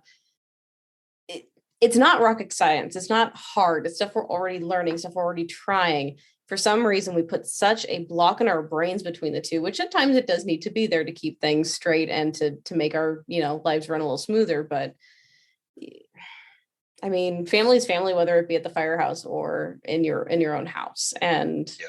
it's nice to hear that, first of all, you recognize that, something was wrong, and that, things are going well and you're able to work on it. So. No, and I'll say, you said it's not rocket science, and it's not. It's basic stuff. It's treating people right. It's the golden rule. Are you treating people the way you want to treat people? That you could sum up every leadership book basically by really at the heart of it, that right there. Mm-hmm. If you're treating people the way you want to be treated, things are going to be pretty good. Of course, you want to add in a lot of things on top of that, but if you have that underneath, man, you're doing good. But I will say, you said something about it's not hard. I think it is. I think it is very hard, because to do the right thing, it's not easy. It's not easy to write a note to a kid that you basically, for lack of better terms, they ignored for several years, that you should have been raising as your own, apologizing for that, and asking for forgiveness, and telling them how much you want to make that right. That's not easy. It's not easy to do some of the, take responsibility for something you screw up at work. But those are the things that are going to create the best atmospheres in your life. It doesn't matter where it is. And that's, going off of kind of where we're kind of talking right now. That's the stuff I really love to talk about on my post and my podcast, are things that not only are critical at the firehouse, that are not only good to really dig into at that level career wise, but are also stuff you can bring home and really make yourself better at home, a better parent, a better spouse, on top of being a better firefighter at work. Those are the things I really love to hold on to and to share, is and that's why I want to make the fire service better. But really what I want at the heart of everything I do is to help us all become better people. That's it. Better people means that we're better everywhere. Wherever we're at, whatever we're doing, we're better because of whatever we've experienced. And so that's kind of another thing in addition to where we're talking to add on to it. I am actually really happy that you said it is hard, because it is. It's not hard on paper. It's hard Yeah. Oh yeah. to actually Yeah, execute. So exactly. it's like that was, I'm really happy you said that, because yeah, it is hard. It's not hard, but it is hard. It's hard to explain that. It's hard to explain. It's hard to It's explain that easy to mindset. see. It's Yes. easy to see what needs to be done, to actually either do the work or humble yourself to the point of being able to do the work, or all those things. That's when, yeah, Preparing your mind and body in case, because I mean, how much do we worry every day about rejection and about, how is this situation going to turn out? It doesn't matter if you have anxiety or not or whatever, you still worry when you get into those high stress situations like that means a lot to you, and that's why you freak out about it, and that's why it's hard to do, because it means so much. So we all get stuck in our brains, and it's just, you're worried, okay, so you have to do this exactly right, so what if it doesn't work out right? What does my life look like after this if it doesn't go well? And it stops a lot of us from taking that step that shouldn't be hard, but it is hard. and just to focus on the fire service area of that, firefighters are the worst when it comes to picking at somebody. And for the Mhm. most part, I think that's a good thing because you can use it for good. You can use it to make each other better. You can use it for fun and for camaraderie. But at the same time, yeah, that's always in everybody's mind that if I don't do this right, if I look stupid, I'm going to hear about it for 3 more years because they're going to wear me out about it. And Yes. that's always at the back of everybody's mind, whether you want to admit it or not. Do something And stupid on so, your yeah. first day and you're screwed for the rest of your Oh, yeah. career. Oh, yeah. So, yeah, that's a hurdle that you have to overcome right there. I try to put myself out there to do things that I'm not even, when we're training, most of the stuff we do doesn't have anything to do with my particular role on scenes. I'm not going to be pulling lines. I'm not going to be forcing doors. All of these things we're doing, it's not really my job, but I want to do it. Uh, I want to do it so that I'm good enough that I can teach others, but I also want to do it just to put myself out there and show them, I'm willing to fail at this. It's not my job. You guys, you better be better at it than me because it's your job. Yeah. But if I'm doing that, hopefully it shows them that okay, if he's able to make himself look stupid doing something, it's okay if I do it too. So that's kind of another thing that I try to really use those situations for is being an example of it's okay to mess up. It's good, failing and doing something less than perfect is good because that's going to help us next time do better. I want to say that reminds me of, I think it's Multiple Calls podcast has been putting out the rules for senior firefighters and stuff. And I'm pretty sure that was one of his that I saw one day that really resonated with me that, as a senior firefighter, you should be willing to fail in front of people. You should be one of the ones to go up and be okay to look dumb doing something to inspire others that it's okay to learn. Yeah. So, Yeah, for sure. Yeah, totally agree with that. so when it comes to getting back into the family stuff a little bit here, we just tend to go into fire stuff. That's like where our brains want to go. But going back into family when it comes with you and your wife, you're saying that you go to concerts and you spend time together and stuff, so what are some things like that or other things that you do to make things work, or what are some things you've done in the past that you realize does not work to keep relationships going well? So, and the note that I said that I was writing before when we first started this, it kind of encompasses all of this, and it's balance. One word, balance. It's one word, but it is a huge, huge word, and it is a word that I don't feel like we ever just get to. I Mm-hmm. feel like it's something we have constantly got to reevaluate and redirect our paths towards because things are always changing. And for me, the past 2 years, especially when I've been doing this stuff, the podcasting, the now kind of going out and teaching classes, helping instruct hot days, you know, going to conferences, things like that.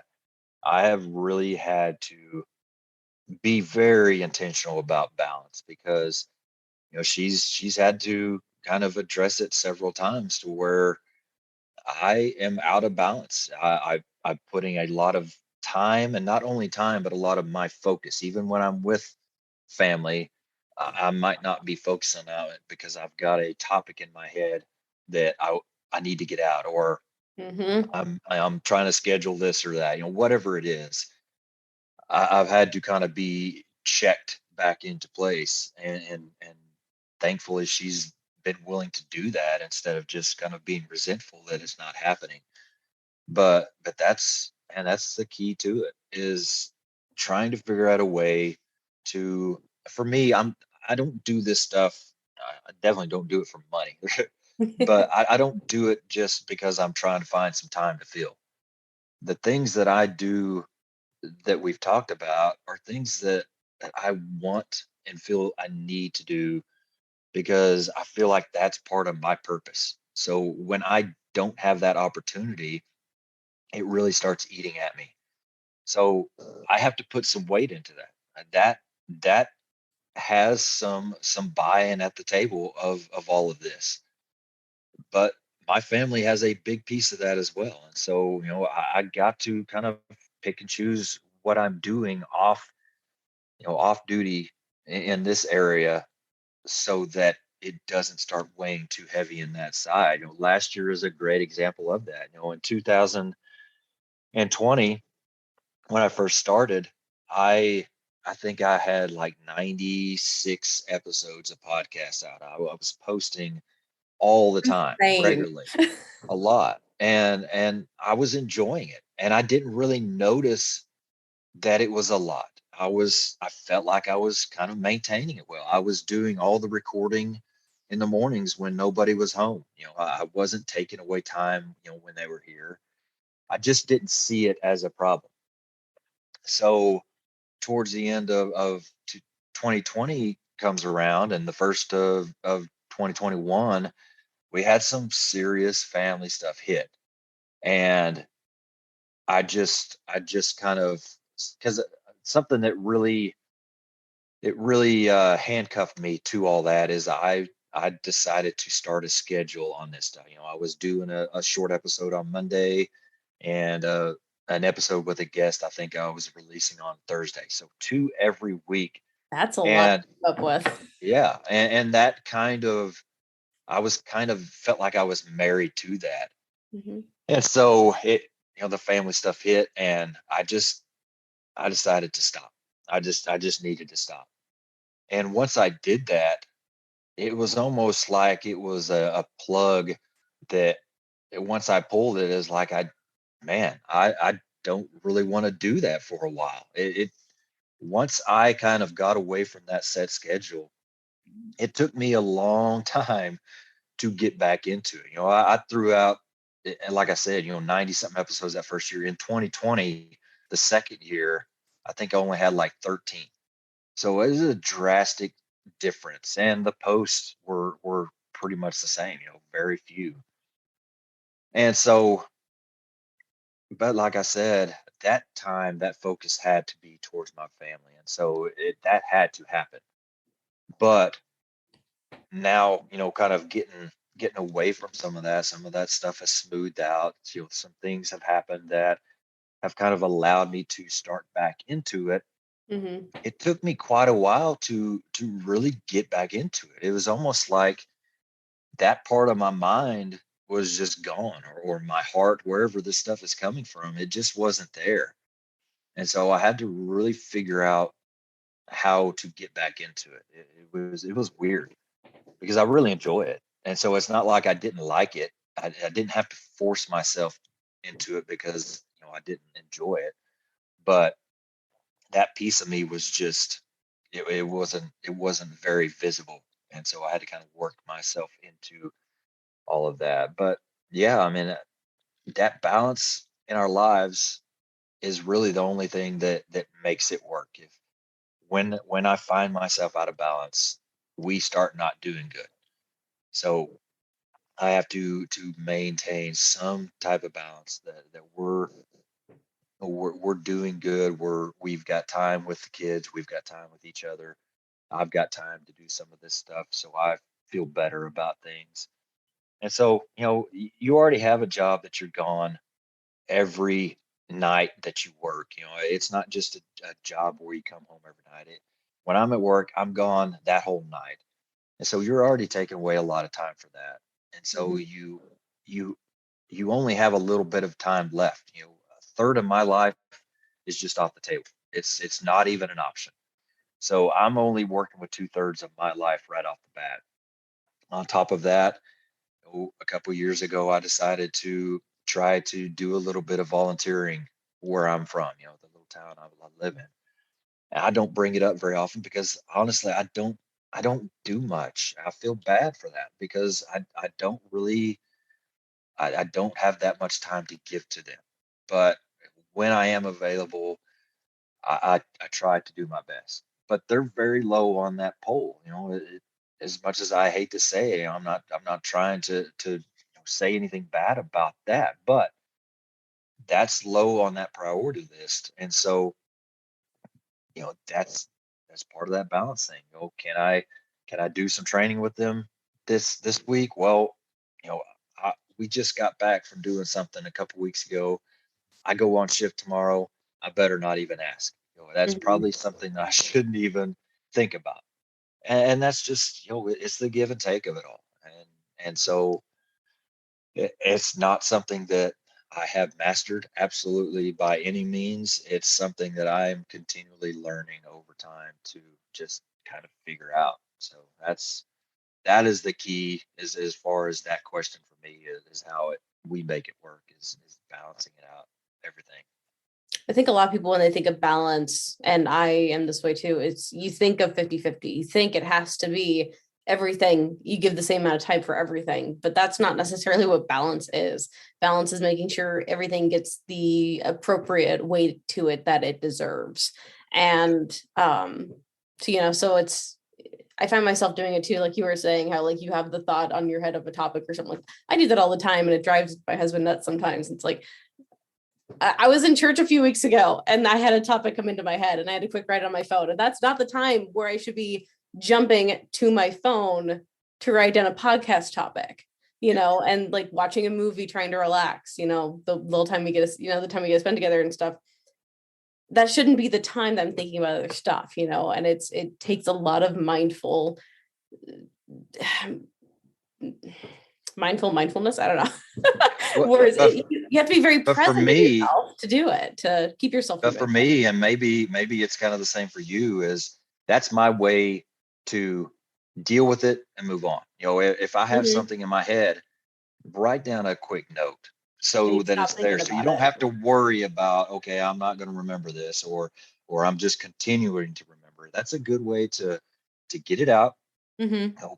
put it somewhere where it's not going to get lost, and then get back to what you're doing. I don't think there's an issue with that at all. I think Yeah. that's a good way to kind of to keep some of those things moving while focusing on what's still important. And I mean, that is true. And now that you say that, I think about it, it's like, okay, after I do get it out, then I do go back to what I was doing. Yep. It's just, I wish I wouldn't do that so much. I mean, like, it's great because that means, the things I'm thinking about come from Yep. normal everyday situations, which is what I want to talk about. Right. But it's like, oh, I wish this wouldn't happen so much. But yeah, with the balance of everything, it's not always 50-50. I was doing an episode, one of the first guest episodes I was doing. I was talking to somebody and we were going on of, talking about your legacy and like, does it really matter with the fire service with your legacy? Yes and no. But your family's where your legacy's at. The family is who's going to remember who you are mostly and tell their kids and grandkids about it and stuff like that. And that's where 2/3 of your life gets spent, as like we were just talking about. And you just need to make sure that when you're there, you're present, and just trying to find that balance can be very difficult for a Oh lot of yeah. people. And I think it's just an ongoing process. Like you were saying before, things are going to happen in life where you have to give a little bit more weight to some areas and other. And then, yeah, you're going to find out that, okay, if something's starting to fall off over here, you need to give it more attention. And I wish there was an easy formula for it. Yeah. Yeah. There's not, unless if you come up with something, I'd appreciate you sharing it with me, because I don't I feel think if so anyone well. comes up with an easy formula, don't believe them. Yeah. But Something, but I guess, something I was thinking about earlier. You're talking about kind of some ways of making it work. Uh, so last year, the trying to think what county, what the heck, county fire tactics, is that what they are, out of yeah, Pensacola? Chief yeah. Isaacson. They've got their series of conferences, and I know that's this is kind of the last year, and they're changing some things up. But they have a conference in May called Command Officer Boot Camp, and we had the opportunity to go to that last year. And so this conference in particular is made to be spouse friendly. And so basically, kind of the format is the first day is kind of for everybody. It's they've got some speakers that kind of cater to not only the firefighters but the spouse as well. So the spouses are in there, and then the next 2 or 3, however many more days there are, it's just for firefighters, and they have some activities for the spouses. while they're in those lectures if they want to attend. And so I think that was a really cool thing to be a part of. I think it is really neat to be able to not only connect with firefighters for us, but for our spouses. And you have both of you are firefighters, so it doesn't really mean the same with you guys, but for families that are just a firefighter and a spouse, to not only have those connections with the firefighters, but to add now spouses are starting to get connected and they're starting to build friendships. That's huge. My like I said, my wife is more of an introvert, so she's not into the whole meeting everybody and hanging out and making new friends, which is fine. I kind of wish she was more that way so that she would have a little bit of, some more connections that are that are people that are married to firefighters like she is. And so, I wish that might be the case, but still, she enjoyed that trip because she got to go sit at the beach the entire day when I was in the classroom by herself reading a book, and she loved it. Mm-hmm. And after we were done with class, we hung out, we ate, we did whatever together. So I got to have my little firefighting time. She got to have some personal alone time, and then we got to have time together at night, and it was great. It was awesome. And so I think, I've kind of started seeing some other ones think towards that. Bears of the Oath is another great one. Those are super great guys that are kind of running that. I think they're kind of starting to incorporate some of that spouse friendliness with some of the things they do. And that's, if we can get towards that, if we can start getting more in that kind of mindset, I think you're going to really see these conferences and trainings take off even more, because now we're able to incorporate everybody together, the families, and get the good out of those things. That's a good way to really help all this stuff take off. I love the conferences that have been putting the quote unquote fire wife and there's the family side of it together into it. It is so cool to see from the outside. I mean, yeah, definitely both my husband and I are both firefighters, but when it comes to the career side, there's stuff that I want advice on, or I want to talk to other spouses with, like, how do you deal with this? How does it work? Like it's been such a different dynamic for our fire careers up until this point where he's career and I'm volunteer. It's like, how does this work? It's still, I still get that firework perspective. And it's like, this is weird still, even though I know everything that's happening and I understand all this stuff or whatever, and I get his mindset, it's still weird. I still have that spousal mindset of stuff. And it's like, I want answers. And like, there'd be times, especially like if there was something that I could easily go to closer where I could get that spouse experience from it, I would be very interested to see how it works, how they, what it's like, and just talk about it to people and just get their perspectives on what's happening, because I don't know, it's something that is very much needed. The fire service is everything I used to hear about it. It used to be a big family thing, especially in the volunteer world. It went away from that, at least in a lot of areas from what I've been talking to other people in my own experiences. It turned into something you volunteer for and you love, but it was just for the people who were in there. And now it's starting to open up again. And the places that are seeing that open up are seeing people have more buy-in to it, have more passion for it, because they're able to bring their family in if they want to. And like you said, just going on a little mini vacation with your wife, while you're going and doing fire stuff, it's a way to kind of have best of both worlds. And you're still spending time together where you wouldn't have before. And it's just something so nice. And I'm hoping, yeah, like you said, I'm hoping more conferences start looking into that, because it's needed. Mhm. And That having those definitely makes it connections. easier. Oh yeah, having those connections too as a spouse and is would be invaluable. Just like all of us as firefighters have our connections to everybody across the US. I mean, there's so much that does not get talked about yet even. when it comes to the spousal side. There are some good podcasts and pages and groups out there that are doing really good things. Oh, You know, I was like off the top of my head, what you have the Firewife Life, you have Firefighter Wife, you have Dear Chiefs podcast stuff. I'm trying to think of another one. Those are the three that I know off the top of my head that are really good ones out there doing good stuff. Yeah. So yeah, that's good to see, and hopefully kind of that continues and just starts spreading like wildfire, like all the other things there. There's so many yeah. firefighter centered podcasts. It's crazy, but that's good. I mean, everybody's got their own little message, and so it's awesome to see. Yeah. Oh man, we've talked for a while.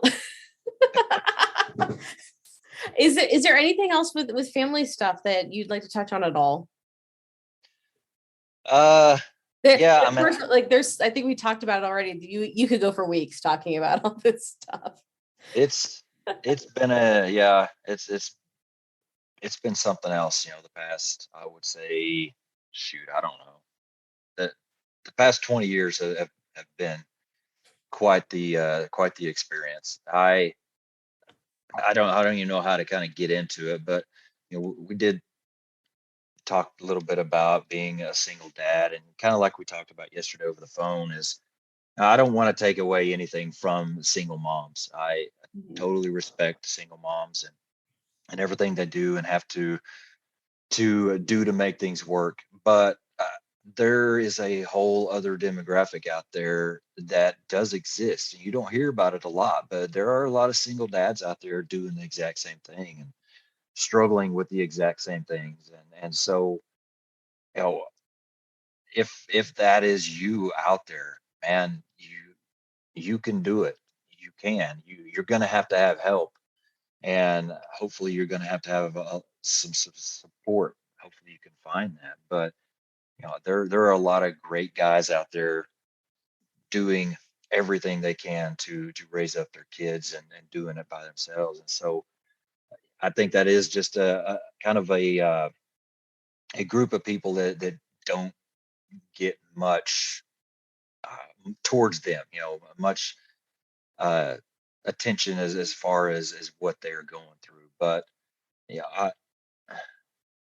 and I don't even know kind of how to get into it. But that the past 20 years with me, you've already heard a lot of what I've struggled with, a lot of what I've gone through recently. But there was a decade in there that I lived and was married to a basically a narcotic addict, an addict that put us through a lot. I can't even go into everything that we had to deal with because of that, and it wasn't anything that my choices made. It wasn't anything that my actions made or my kids. We were just put in that situation, and so those years were very hard, very very hard to live through some of that and to try to do the best you could for the kids that you had. And so oh, anybody that is going through that, I'm not saying that we're home free right now. We got we got crap we're fighting through all the time still. Something is happening that we got to deal with. But to make it through that, if we can do that, you can do it too. There are lots of outlets out there to get some support, or reach out to people that maybe are willing to share their story that you've heard, or whatever else. And I'm I I don't just kind of bring this stuff up on my own very often, just because it's not just fun stuff to talk about. But at the same time, I'm definitely willing to share these stories and these experiences and what has helped me through, if it's going to help somebody else.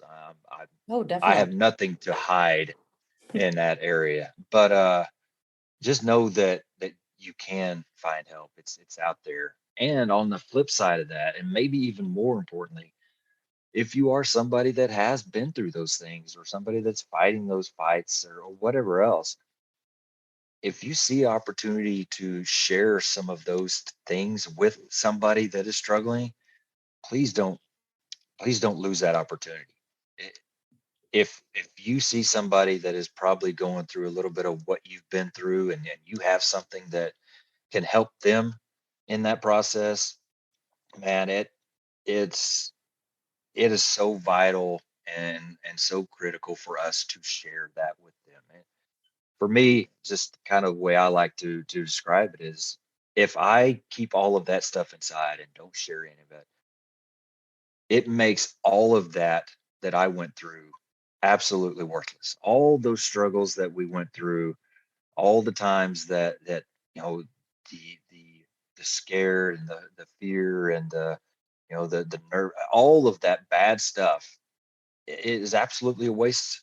I completely went through it for nothing if I don't share it. But if I do share it, it makes everything we went through worth it, because hopefully we can help somebody else in the future. And so that's really, and I don't, like I said, I didn't really know how to to address that, or kind of work it into anything we have talked about. But that's something I feel like needs to be said. And like I said, I don't just lay it out there very often. I've really never said anything about any of that stuff Mm-hmm. publicly. But like I said, if I don't bring it up, I might be robbing somebody of something that they need to hear, Well, or somebody that needs help. So go ahead. like we were talking about earlier, at the beginning of this podcast, is there's stuff we've gone through that we thought we were the only ones, and we Yep. didn't, or it just, we don't talk about the crap that is life and that we go through. And if we were to only talk about a little bit more, you almost make someone feel better that they're not the only ones going through it. Right. And that's something that I try to do a lot on this podcast. I think you try to do a lot on yours and things, is just try to get real and tell people the actual things that we're going through and the crap that is, because it's not all rainbow and sunshine as much as we want it to be. And as much as I try to be positive, there are just some episodes or some topics that I can't be happy about.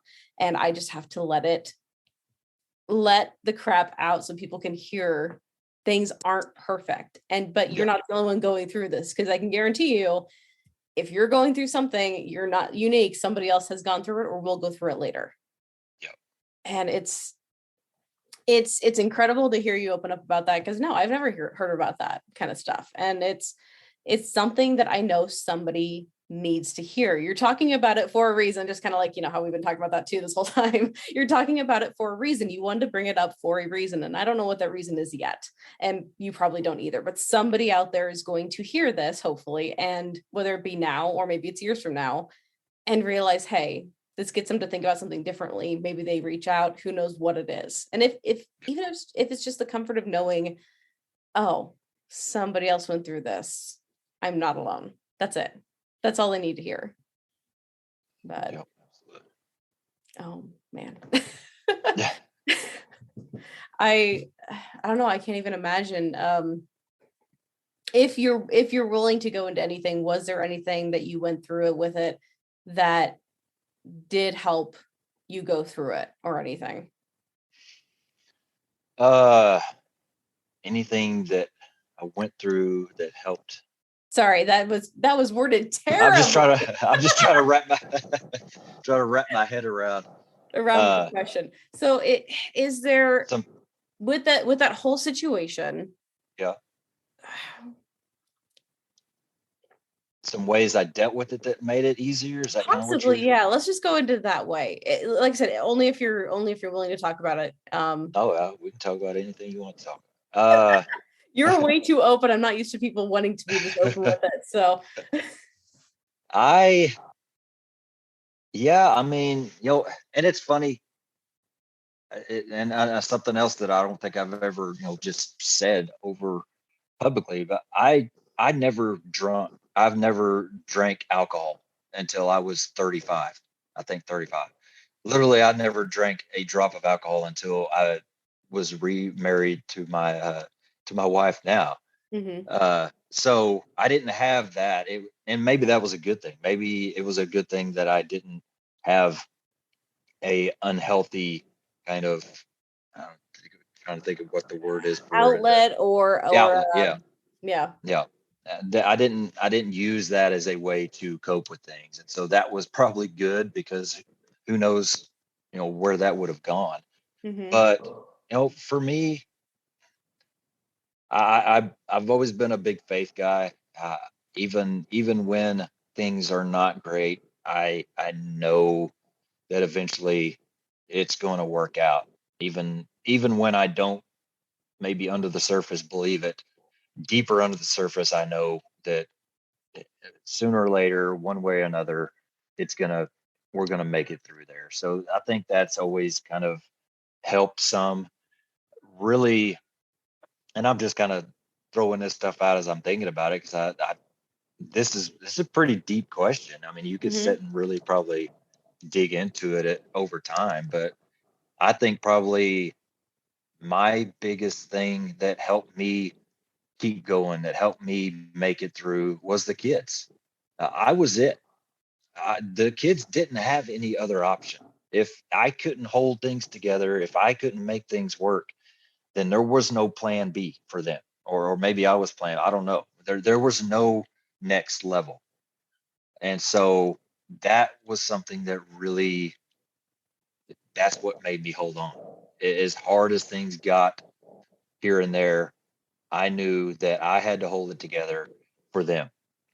And to be honest, that I would say more days than not, that's probably the only thing that I had going for me. That's the only thing that I had keeping me going, is that I knew that if I didn't make it work, then uh, you know there is no other option. So I Mm-hmm. had to do it.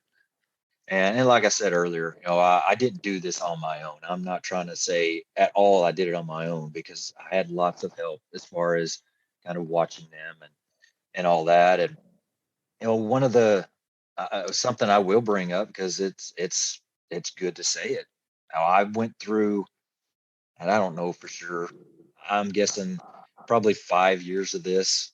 I went through without saying a word to anybody at work, Mm-hmm. and struggling with this and fighting this, and nobody at work knowing what was going on. And really, the only thing that accomplished was everybody just thought I was a grouch. Everybody thought that I didn't probably like the job. Everybody saw who I was and had no context as far as why I was like that. I was completely worn out. I had no mental, emotional, anything for anybody when I was at work, because it was all used up at home. Mm-hmm.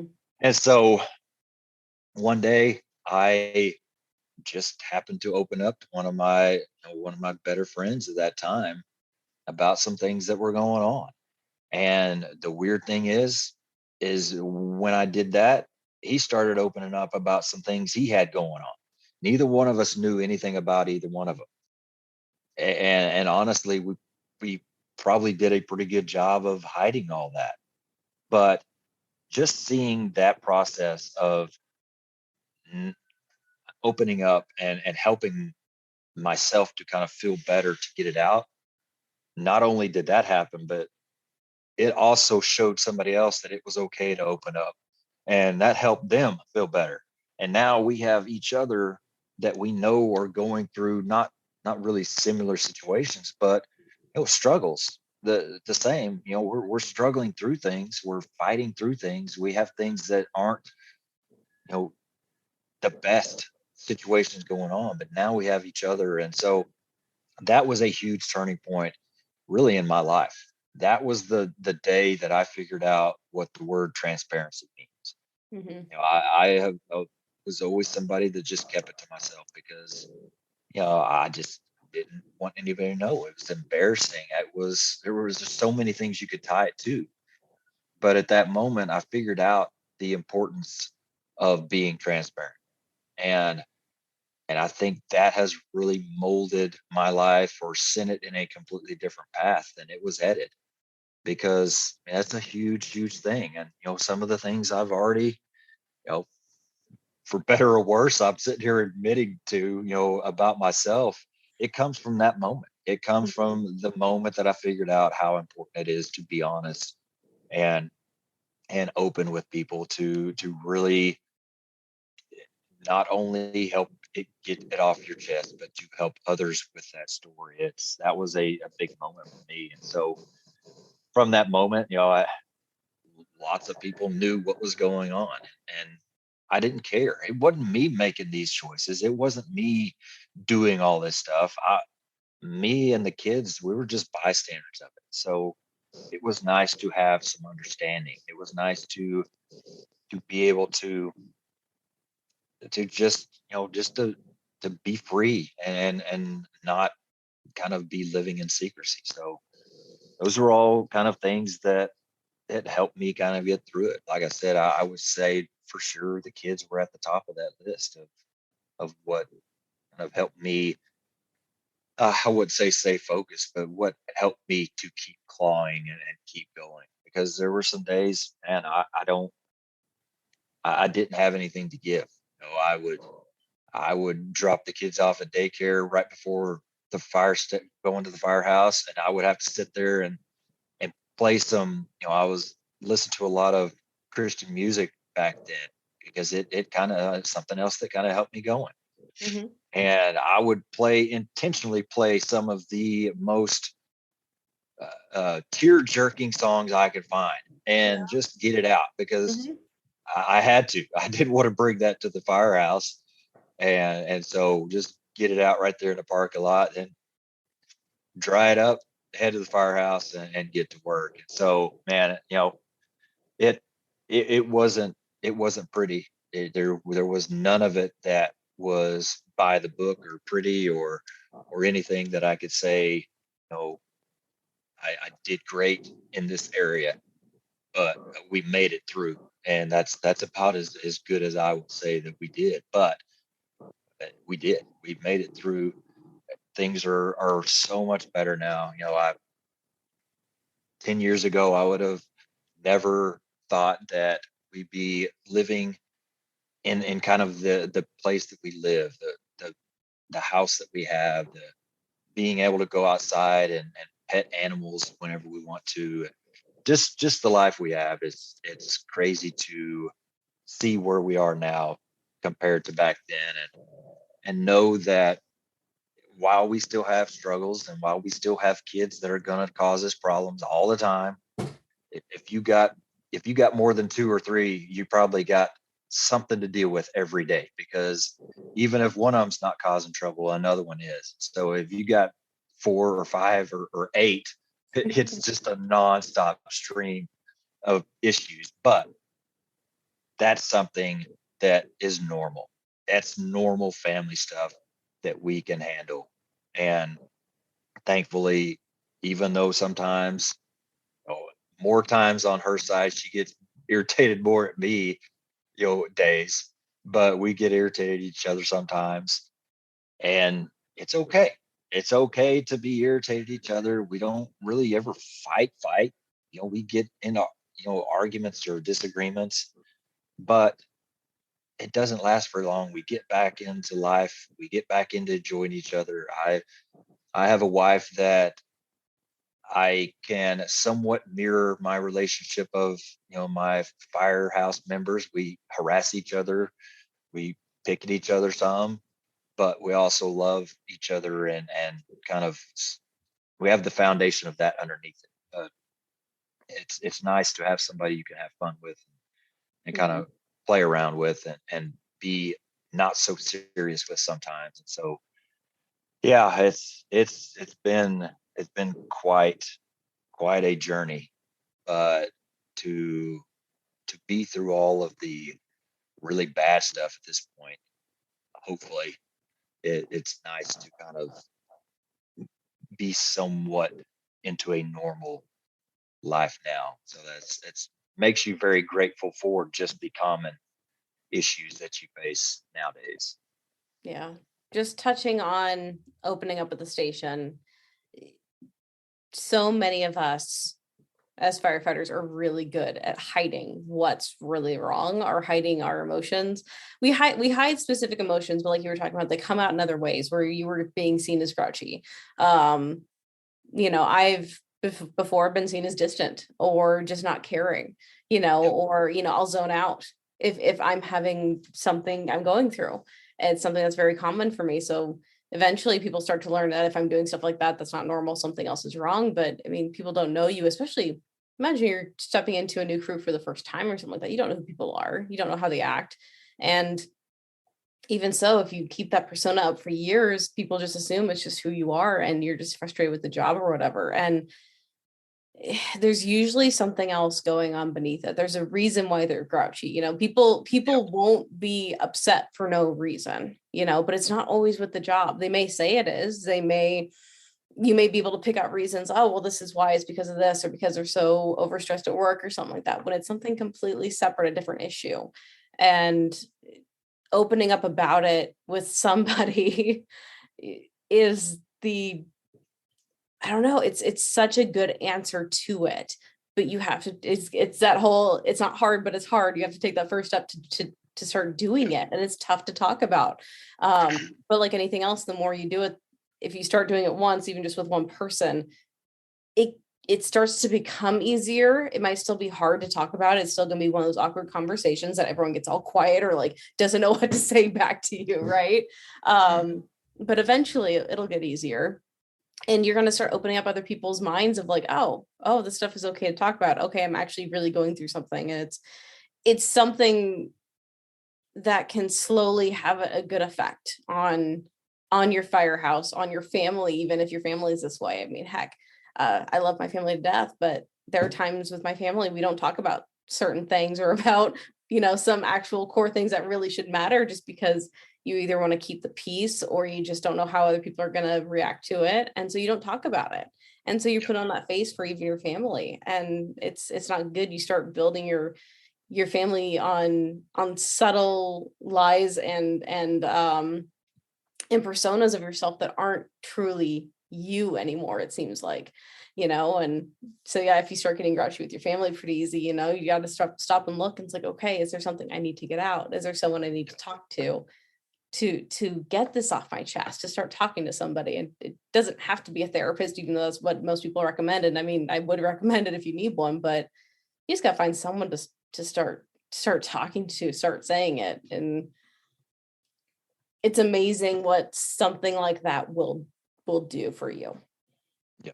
And you don't ever know what it's going to do. And Mhm. and to be honest, you never will, because there's a lot of things going on behind the scenes or down the road in the future that are going to happen good because of that you might never even see.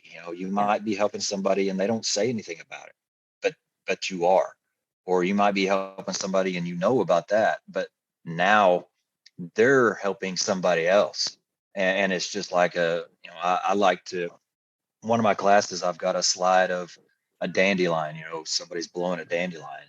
And that to me is kind of the visualization of some of this stuff. And it goes into, mentoring and sharing your fire service experience too. But it's all the same. If you take that dandelion full of all these things we're talking about and you blow it and you put it out there is no telling where it's going to end up. There's no telling the ripples that you can cause. But if you don't blow on it, if you don't do that, if you don't put that information out there, you don't take the effort and the time to share, then I guarantee you the answer of people that you're going to impact is going to be zero. That's a Mhm. for sure. You can't, that there's no question about that. So just taking the time and caring enough and being honest enough and humble enough, sometimes it takes a lot of humility sometimes. But to do that, there's no telling how many people you can truly have some type of either direct or indirect impact on. So that's a big deal for me. Man. This is deep and awesome, and I love it. And it's just oh man, it's overwhelming in the best way. It's I don't know. I don't know. I don't know what to say. I don't know what to talk about. I don't know exactly where to go from here. But like I said, overwhelming in the best way of just these are the conversations I love. These are the conversations I want to have. These are the conversations I want to listen to. I want to see more happening in the fire service of these talks. Yeah. So so we can just get the real stuff on the table. Yeah. And that's, I kind of mentioned it yesterday when we were talking to get prepared for this. For me personally, with my podcast, some of my favorite episodes, some of my favorite conversations that were episodes, I guess I'll say, were the ones that we talked about stuff that they weren't even really known for. Like for one, I've mentioned it several times, is Chief Andy Starnes. Oh, that episode, Huge, my goodness. huge, huge thermal imaging guy. I mean, he's probably one of the top, if not the very top person to Mhm. deal and teach thermal imaging cameras in the nation or the world, probably even.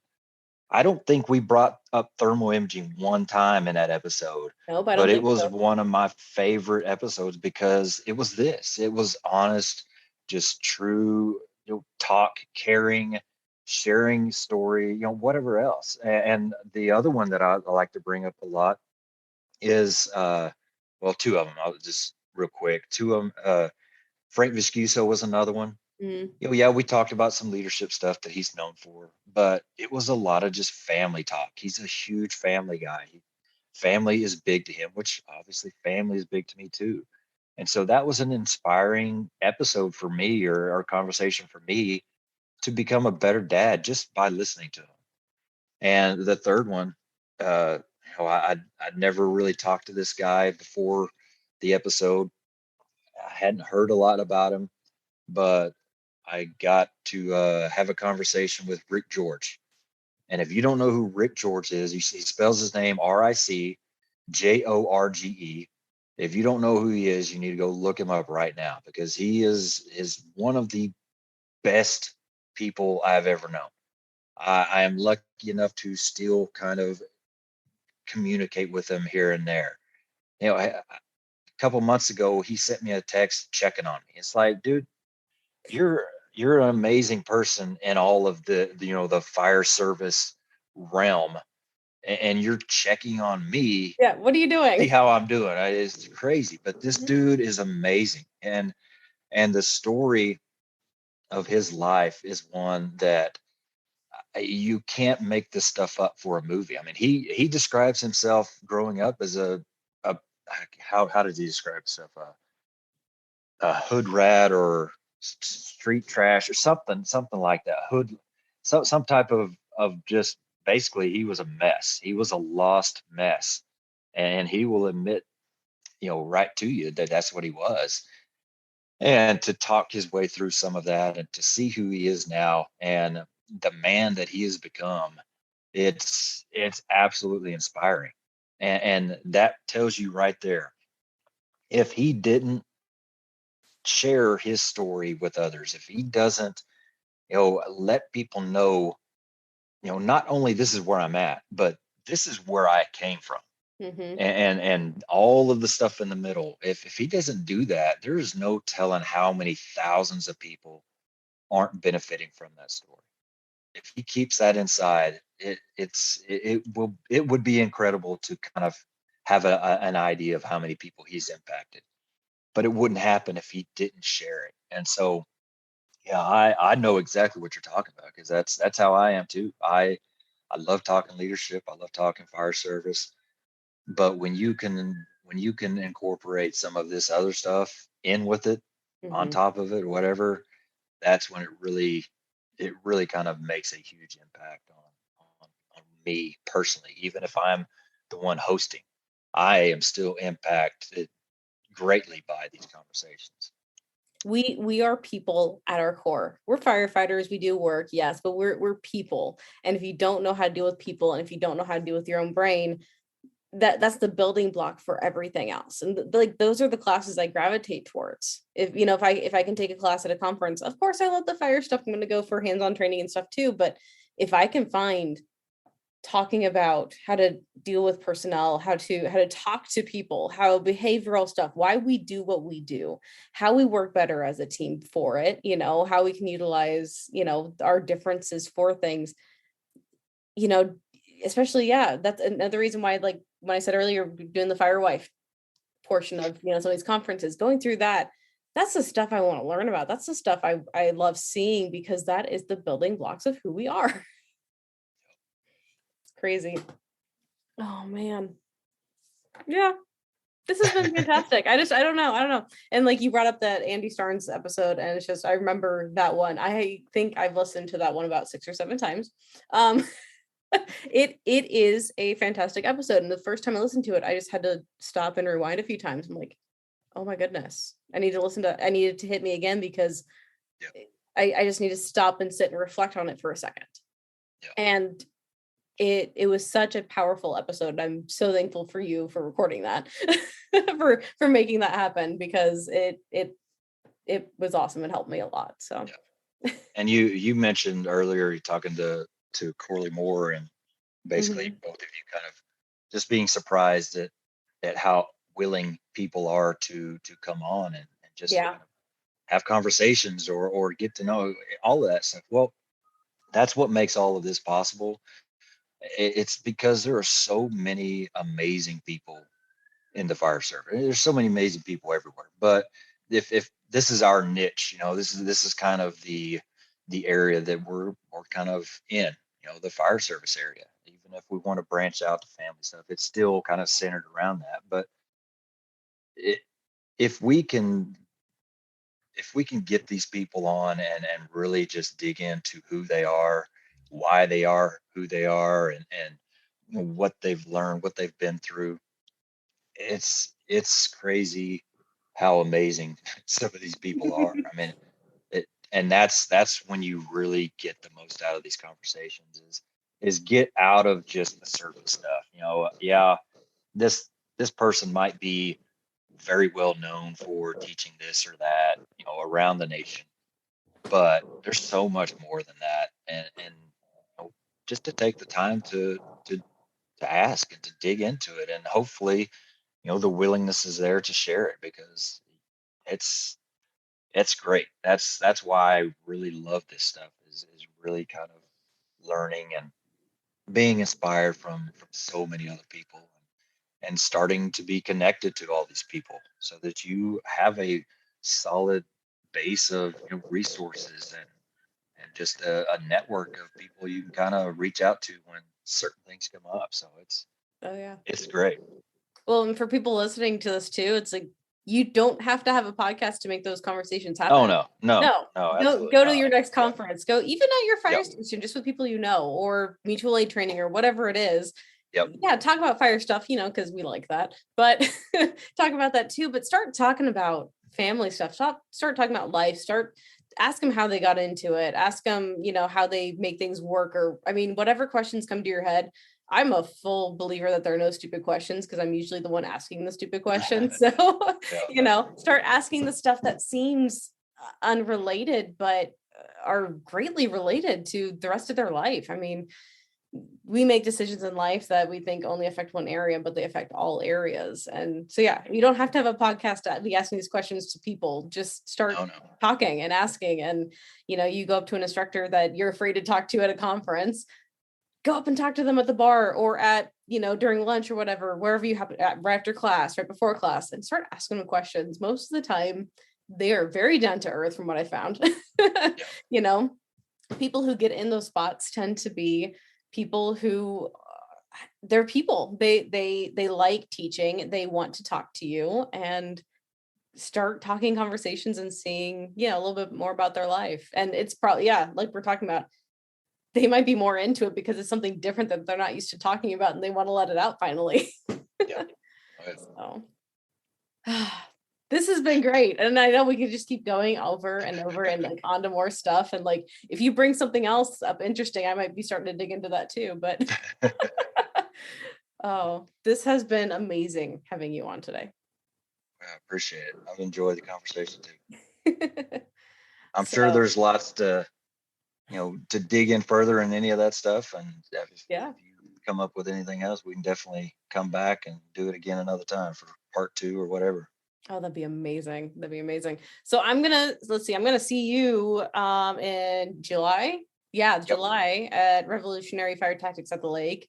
Excited to try that one out for my first time this year. Are there any other places you're teaching at coming up, or? I will be at the SAFER conference. That's South Atlantic Fire Rescue Expo in Raleigh, North Carolina. I believe it's August. So Awesome. that's the only other one set up right now. I'm doing a couple of little small teaching things around kind of my area, but as far as out there. But yeah, looking forward to that. Doing a class that just basically kind of finished up a few months ago, talking about the impact we can have. Really, a lot of the stuff we talked about today, just the impact that we can have. But we got to go outside our walls of our department to do it. There's such a huge world out there that we can be impacting if we just kind of reach out and do it. So looking forward to that and meeting some new people, reconnecting with some old friends, and it's a good time. That's always fun. Yeah. So if people, I'm assuming, like what they heard and they want to talk to you more about it, how can they find you? So to find me, it's pretty easy. I try to make it as easy as I can. Everything basically is Crew First Culture. It's with the one ST. So Facebook, Crew First Culture, Instagram, Crew First Culture. Got a website out now that's crewfirstculture.com. And pretty much find any kind of content you want. The podcast is basically anywhere that you listen to podcasts. Love for anybody to listen and see if you like it. Got some really, really great guests in the past, like Taylor says, some impactful conversations, and just some things that, I'll record some things by myself that come to mind, and just put out things that I really feel the message pulling that needs to come out. But that's the Crew First Culture podcast. And if you want to contact me, either Facebook or Instagram, direct messaging, or at crewfirstculture@yahoo.com is the email. Not the greatest at emails. Sometimes they slip through. So if you don't hear from an email, you might try the messaging route. Or sometimes they come in a week late for some reason. Yeah, I don't know why that happened. That was weird. Technology is fun, but anyways, so no, it's been great having you on. I will definitely be trying to have you on again. It might be a little while, but that's fine. I know we can dig into so many other things. Oh man, there's I don't know. I just so many opinions on so many different topics that I think we could have a good time going through and just digging into the crap, as and the sludge of it all. So, but sounds good. I appreciate having me on very much. It's an honor every time that somebody asks me on their personal show. I do take it very serious. It's very, like I said, it's an honor to think that they feel like their time is worth having me on. And so thank you very much for that. I hope that somebody out there gets a little bit from it and reaches out and kind of let you know. Awesome. Well, to everybody who's listening, I will see you next week on the podcast. As always, I have no idea what I'm talking about, but it will be hopefully a fun one.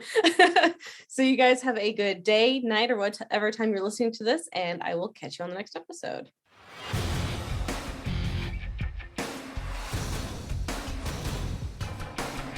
Thanks for coming by and listening to the podcast. I hope you enjoyed it. Be sure to leave a rating and review wherever you're listening. Follow me on Facebook, Instagram, and YouTube at Couplings Fire Podcast. See you next time, everybody.